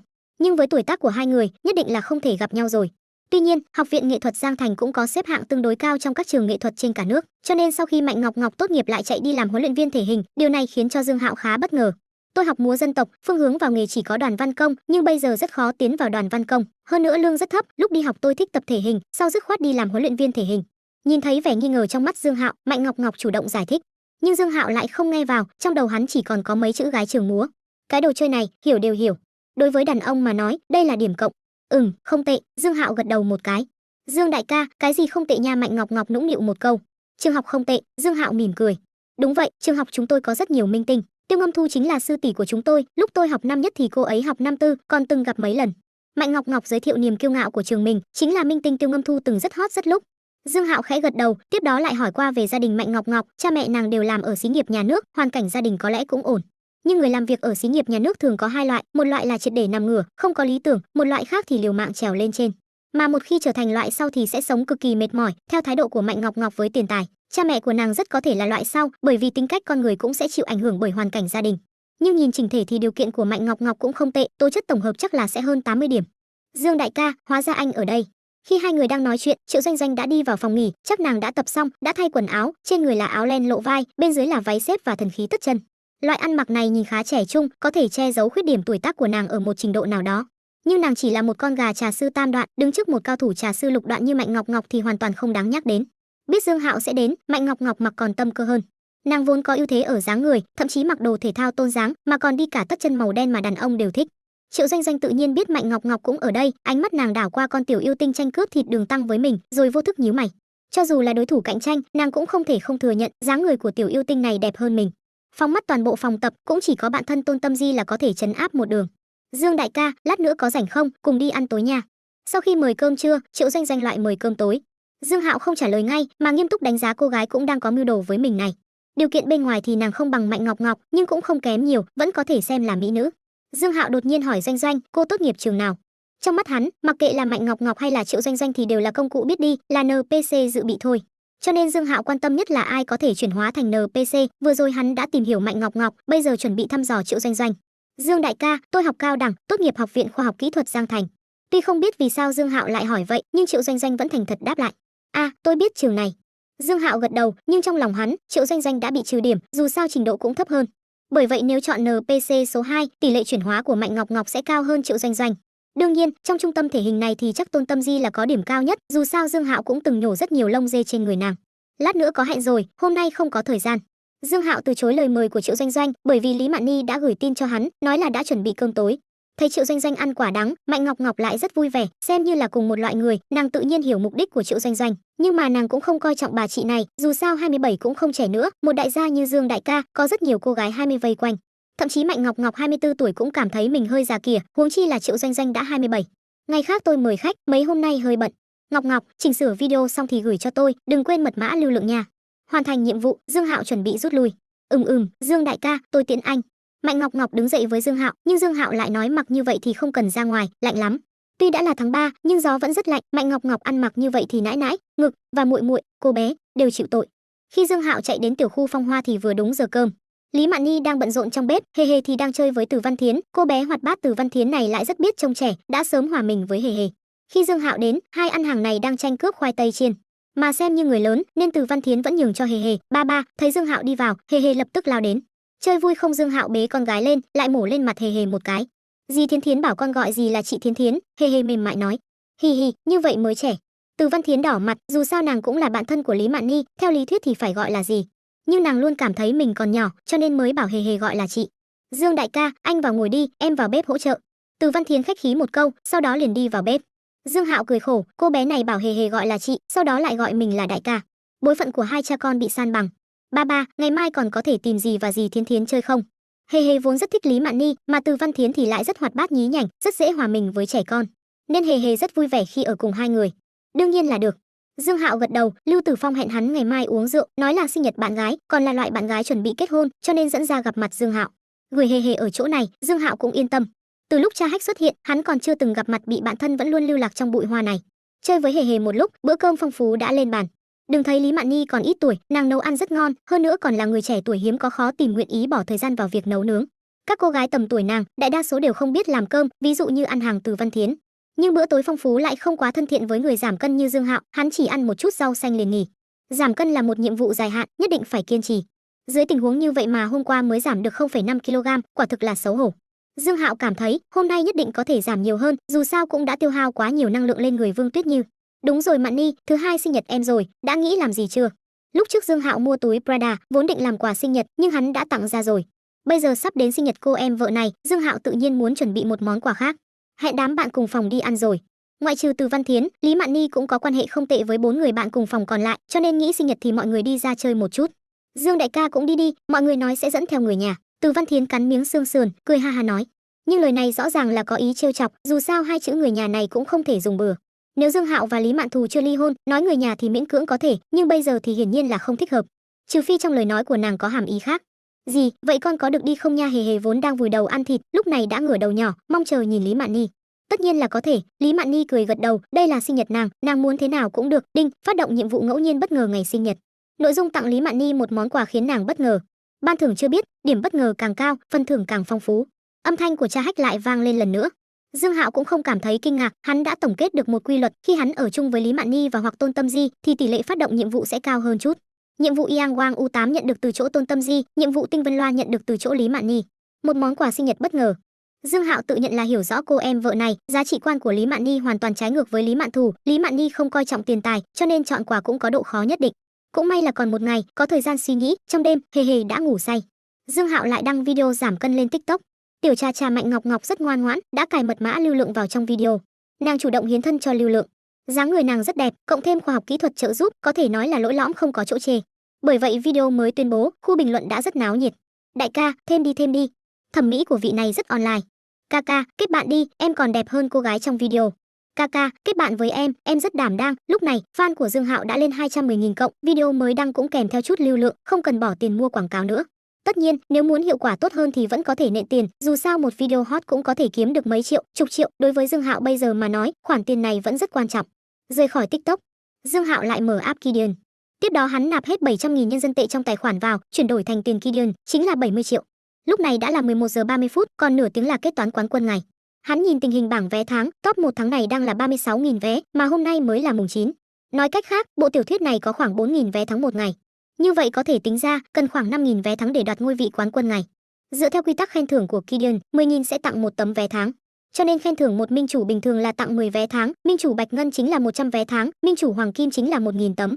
Nói cách khác, Dương Hạo cần khen thưởng 5 cái minh chủ hoàng kim là có thể lấy được quán quân ngày, nhưng mà vì đề phòng chuyện không may, hắn vẫn nạp toàn bộ tiền trong thẻ. Như vậy quán quân ngày sẽ ổn, hắn còn có thể được phản hồi x 5 lần, nhất cử lưỡng tiện, lục thành gia viên. Bành Béo vẫn đang ngồi gõ chữ. Hắn là tác giả, không viết chữ thì chỉ có ăn đất. Cho nên dù quyển sách này có thành tích không tốt lắm, hắn vẫn kiên trì đổi mới 10.000 chữ một ngày, chuẩn bị viết 1 triệu chữ thì sẽ kết thúc, cố gắng không thái giám, không đuôi nát, cho các độc giả một câu trả lời. Còn chưa xong. Vợ Mã Tuệ Quyên gõ cửa phòng sách, nàng mặc một chiếc váy màu đen, để lộ một mảng thịt trắng ở ngực. Hiển nhiên là cô Mã đang thúc giục học sinh trả bài. Bành Béo nâng trán, đối với một người đàn ông hơn 30 như hắn, trả bài chính là chuyện có thể trốn thì trốn. Em ngủ trước đi, sáng nay mệt rồi, hôm nay sẽ viết đến tối muộn. Thật ra Bành Béo đã kết thúc chương này rồi, nhưng sau khi thấy vợ đi vào, hắn quyết định viết thêm chương nữa, tối muộn mới về phòng. À, vậy anh đừng ngủ quá muộn. Mã Tuệ Quyên hơi thất vọng, một mình trở về phòng ngủ. Bành Béo thở phào một hơi. Mà lúc này, WeChat trên máy tính chợt vang lên, hắn mở ra xem, có người đang a còng hắn trong nhóm chat ta và các con của ta. Dữ tử, cậu CMN phát tài rồi. Dữ tử ca, phú quý đừng quên anh em nha. Minh chủ Hoàng Kim hâm mộ đến chảy nước miếng. Dữ ca, cậu được thần hào nhìn chúng. Dữ tử, vậy mà không phát lì xì chúc mừng à? Ông đây viết chuyện 10 năm, ngay cả Minh chủ Bạch Ngân cũng chưa từng có. Nhìn tin nhắn trong nhóm, Bành Béo hơi sửng sốt. Minh chủ Hoàng Kim, mình, Bành Béo vội vàng vào hậu trường của tác giả. Xem xét khen thưởng. Quả nhiên, 1 phút trước có một ID chú Dương đã khen thưởng cho hắn 10 triệu tiền Kidian. Chuyển đổi thành nhân dân tệ, chính là 100.000. Đây cũng là Minh chủ Hoàng Kim mà tất cả các tác giả trên Kidian mơ ước, CMN, con bà nó. Cuối cùng cũng đến lượt ông rồi. Bành Béo kích động đến nhảy dựng lên. Hắn đã gõ chữ 10 năm, thành tích tốt nhất chính là bộ tiểu thuyết Sau khi ly hôn, cô em vợ yêu ta kia, cũng chính là dựa vào lái xe. Thế nhưng người khen thưởng nhiều nhất cũng chỉ được một cái minh chủ bình thường mà thôi, 1.000 nhân dân tệ, bởi vậy ước mơ lớn nhất của Bành Béo chính là có một ngày nhân được minh chủ Bạch Ngân. Đúng, chính là minh chủ Bạch Ngân. Về phần minh chủ Hoàng Kim, hắn nghĩ cũng không dám nghĩ. CMN, một cái minh chủ Hoàng Kim là 100.000 nhân dân tệ, ai dám khen thưởng như vậy chứ? Hắn sống ở hiện thực chứ không phải trong TikTok. Trong TikTok có lẽ 100.000 còn không bằng cái rắm, nhưng trong hiện thực, vô số gia đình còn không có 100.000 tiền tiết kiệm. Cho nên đối với việc bỗng nhiên có một thần hào nhìn chúng mình, Bành Béo là chưa từng ảo tưởng đến. Hắn thấy khả năng này còn thấp hơn là trúng xổ số. Nhưng mà, bây giờ, giờ phút này, CMN dĩ nhiên lại có thần hào nhìn chúng hắn. Minh chủ Hoàng Kim nha, 100.000 nhân dân tệ, cho dù phải chia cho web phân nửa, vậy cũng là 50.000, có thể giải quyết rất nhiều vấn đề. Sao thế? Khi Bành Béo nhảy dựng lên đã đụng phải bàn, phát ra tiếng động rất lớn, làm Mã Tuệ Quyên lại quay trở về. Bành Béo đang kích động, trực tiếp kéo vợ vào phòng sách, tiếp đó thuận tay khóa trái cửa, "Đừng, anh, câm miệng, ngậm lấy. Minh chủ Hoàng Kim nha. CMN nhất định phải bắn pháo chúc mừng một phen." 5 phút sau, Bành Béo hài lòng châm điếu thuốc. Mã Tuệ Quyên vừa lau miệng vừa nói rốt cuộc là làm sao. Bành Béo phun khói thuốc, đắc ý nói có đại gia khen thưởng Minh chủ Hoàng Kim. Cái gì Minh chủ Hoàng Kim thật hay giả? Mắt Mã Tuệ Quyên trợn tròn, khuôn mặt tràn đầy khiếp sợ. Tuy nàng không làm trong ngành văn học mạng, nhưng kết hôn với Bành Béo nhiều năm, mưa dầm thấm lâu, cũng hiểu Minh chủ Hoàng Kim đại biểu cho thứ gì. Còn có thể giả sao? Bành Béo tươi cười rạng rỡ, trong lòng thì lại nghĩ, tuy bộ này bị vùi dập giữa chợ, nhưng vẫn có thần hào ba ba ra sức nha.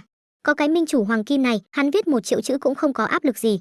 Em xem nào. Mã Tuệ Quyên tiến đến trước máy tính, đổi mới số liệu khen thưởng, tiếp đó Mã Tuệ Quyên lại sửng sốt, đây là. Thế nào, giỏi không? Bành Béo tiêu sái búng tàn thuốc. Mã Tuệ Quyên hít sâu một hơi, điều chỉnh tần suất hít thở, rồi mới nói, anh nói là một cái Minh chủ Hoàng Kim cơ mà, tại sao lại có 2 cái?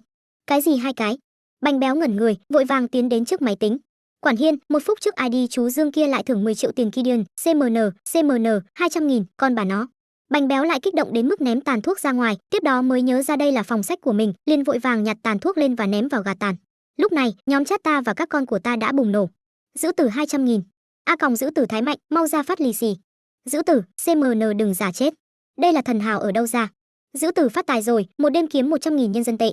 Tôi biết địa chỉ nhà giữ tử, anh em kết bạn qua một chuyến không? Mẹ kiếp, tôi quỳ rồi, quả thực là giàu vô nhân tính.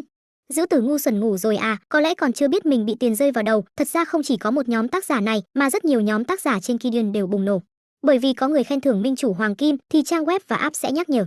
Bởi vì số người sử dụng Kidian rất lớn, hầu như mỗi ngày đều có Minh chủ Bạch Ngân, nhưng Minh chủ Hoàng Kim thì tương đối ít, chỉ thỉnh thoảng mới xuất hiện một cái. Nhưng trong vòng chưa đến 10 phút, ID chú Dương kia đã ra tay 2 lần, một hơi thưởng 2 cái Minh chủ Hoàng Kim. Quả thực là khủng bố. Chồng, có phải nên chúc mừng một lần nữa không? Trước máy tính, Mã Tuệ Quyên ôm lấy cổ Bành Béo. Hôm nay Bành Béo vốn muốn trốn trả bài, nhưng rất nhiều tiền nện vào đầu, khó mà ức chế được cảm xúc trong lòng, quả thực là cần phát tiết một phen. Thế là, mưa gió lại nổi lên. Các bạn học lịch sử đều biết, chiến tranh thế giới thứ 2 đánh dài hơn lần 1. 10 phút sau, Bành Béo ngồi phịch trên ghế và thở hộc hồng. Bởi vì ngồi máy tính gõ chữ và thiếu vận động trong thời gian dài, thân thể hắn tương đối kém, khó có thể vận động dữ dội trong thời gian dài. Mà hôm nay Mã Tuệ Quyên cũng rất vui vẻ, loại một ngày trả bài 2 lần này phải tìm ngược dòng về mấy năm trước. Tất nhiên, đây chỉ là thứ yếu, chủ yếu là 200.000 nhân dân tệ của chú Dương kia. Tuy trang web sẽ lấy một nửa, nhưng đây vẫn là một khoản tiền lớn. Bánh béo viết bộ tiểu thuyết này 2 tháng, hầu như không có thu hoạch gì, vất vả lắm mới lên khung, kết quả còn bị vùi dập giữa chợ, điều này cũng có nghĩa thu nhập vài tháng tiếp theo sẽ không nhiều. Lương tháng của Mã Tuệ Quyên chỉ hơn 4.000, cho nên nếu không có khoản khen thưởng kết xù này, những ngày tiếp theo sẽ khá khó khăn. Mà bây giờ, tự nhiên là không cần. Mã Tuệ Quyên dựa vào bàn, tò mò hỏi chồng, anh có loại độc giả nhiều tiền như vậy từ bao giờ? Không có ấn tượng, chắc là fan mới. Bánh béo nói xong, tò mò mở trang chủ của chú Dương này ra xem, đây hẳn là độc giả cũ của Gideon, là fan của rất nhiều bộ tiểu thuyết, nhưng trước đó cao nhất chỉ là đà chủ. Nói cách khác, trước kia người này chỉ tiêu phí 100 đồng là cao nhất. Hôm nay lại chợt khen thưởng 2 cái minh chủ hoàng kim. Hắn lại nhìn bảng fan của mình, chú Dương đứng top 1, điểm fan là 20 triệu, nói cách khác, người này căn bản là chưa đọc truyện của mình, nếu không điểm fan sẽ là số lẻ. Người này không đặt mua cũng không xem, trực tiếp thưởng 200.000. Thế giới của người có tiền, quả nhiên là thứ chúng ta không thể hiểu. Bánh béo sờ cằm, rất là tò mò với chú Dương này. À, họ Dương, bánh béo chợt nhớ đến bóng người cao to và nụ cười không có ý tốt kia, CMN, không phải chứ? Lẽ nào là tên đó? Anh sao thế? Thấy sắc mặt bánh béo trở nên khó coi, Mã Tuệ Quyên nghi hoặc hỏi một câu. Bánh béo cau mày hỏi lại nhớ cha hề hề lúc sáng không? Anh nói là anh ta thích đàn ông. Bánh béo gật đầu, tên đó còn nói, tối nay sẽ cho anh một bất ngờ. Bất ngờ gì? Mã Tuệ Quyên mờ mịt. Đại khái chính là cái này đi. Bánh béo chỉ màn hình máy tính. Ý anh là chú Dương này chính là cha của hề hề? Mã Tuệ Quyên há hốc miệng, sửng sốt nửa ngày mới lên tiếng, thế nhưng nhìn qua thì anh ta không giống như người giàu có như vậy, đây chính là 200.000 nhân dân tệ đấy. Bánh béo thở dài, tiếp đó sờ sờ lên khuôn mặt béo của mình, có lẽ tên đó thật sự thích anh rồi. Biến thái chết tiệt. Mã Tuệ Quyên quệt miệng mắng một câu, sau đó nói chồng, tuy người ta thưởng 200.000, nhưng chúng ta không thể khuất phục như vậy, mông của anh chỉ được dùng để đánh giám thôi. Bánh béo gật đầu, tiếp đó lại lấy điện thoại ra, tối qua tên này còn add WeChat của anh thông qua nhóm chat phụ huynh, nhưng anh giả bộ không nhìn thấy, không để ý đến. Anh cảm thấy có thể add, rồi hỏi thăm xem chú Dương này có phải là anh ta không. Mã Tuệ Quyên gật đầu, có lẽ không phải thật. Thế là bánh béo kết bạn với Dương Hạo, tiếp đó chủ động gửi tin qua anh Dương, ban ngày anh nói anh cũng đọc sách trên Gideon, có thể nói cho tôi biết ID không? Trăng sáng nhô lên cao, nhìn thấy thưởng rồi. Nhìn thấy Dương Hạo trả lời, bánh béo nhíu chặt mày, vừa rồi hắn chỉ suy đoán, bây giờ xem ra là thật rồi. Chú Dương thưởng 200.000 kia, đúng là vị này rồi. Vợ, đúng là anh ta rồi. Bánh béo đưa điện thoại đến trước mặt Mã Tuệ Quyên. Người này điên rồi à, có tiền thì đi tìm phụ nữ không tốt sao? Mã Tuệ Quyên nhịn không được mà bắt đầu đậu xanh rau muống. Nhưng lúc này, trăng sáng nhô lên cao lại gửi tin nhắn đến cậu em, bất ngờ còn chưa kết thúc, chờ thêm 5 phút đi. Anh ta nói bất ngờ còn chưa kết thúc. Anh ta có ý gì, lẽ nào còn muốn khen thưởng? Nhìn thấy đối phương trả lời, Mã Tuệ Quyên có chút hoảng hốt. Còn khen thưởng nữa không thể nào, đã thưởng 200.000 rồi đấy. Bánh béo cảm thấy khả năng này rất thấp, hề hề và Hiên Hiên học cùng một nhà trẻ, chứng tỏ hoàn cảnh hai bên không chênh lệch quá xa. Theo hắn thì 200.000 là cực hạn rồi, đối phương quá nửa là muốn dùng tiền để bẻ cong mình, cho nên mới dốc hết vốn liếng. Hắn thật sự không tin là sẽ có nhiều hơn. Anh ta nói 5 phút. Mã Tuệ Quyên vô thức nhìn thời gian trên màn hình máy tính, lúc này đã là 11 giờ 54 phút. Còn 6 phút là 12 giờ. Anh ta muốn làm gì trước 12 giờ sao? Mã Tuệ Quyên có suy đoán.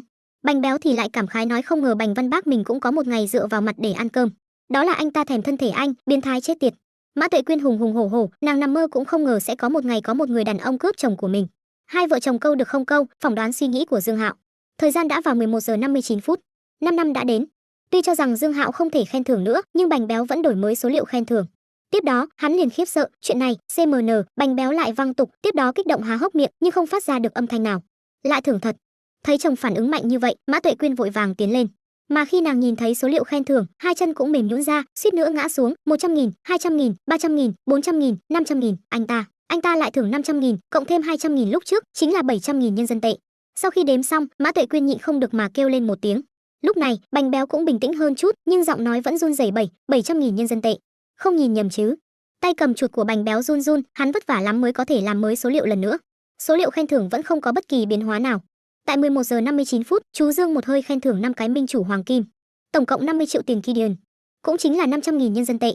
Mà vé thắng của bộ tiểu thuyết Sống lại đừng khinh trung niên nghèo này từ 132 biến thành 7.132, một hơi leo lên vị trí đầu bảng vé thắng của truyện mới.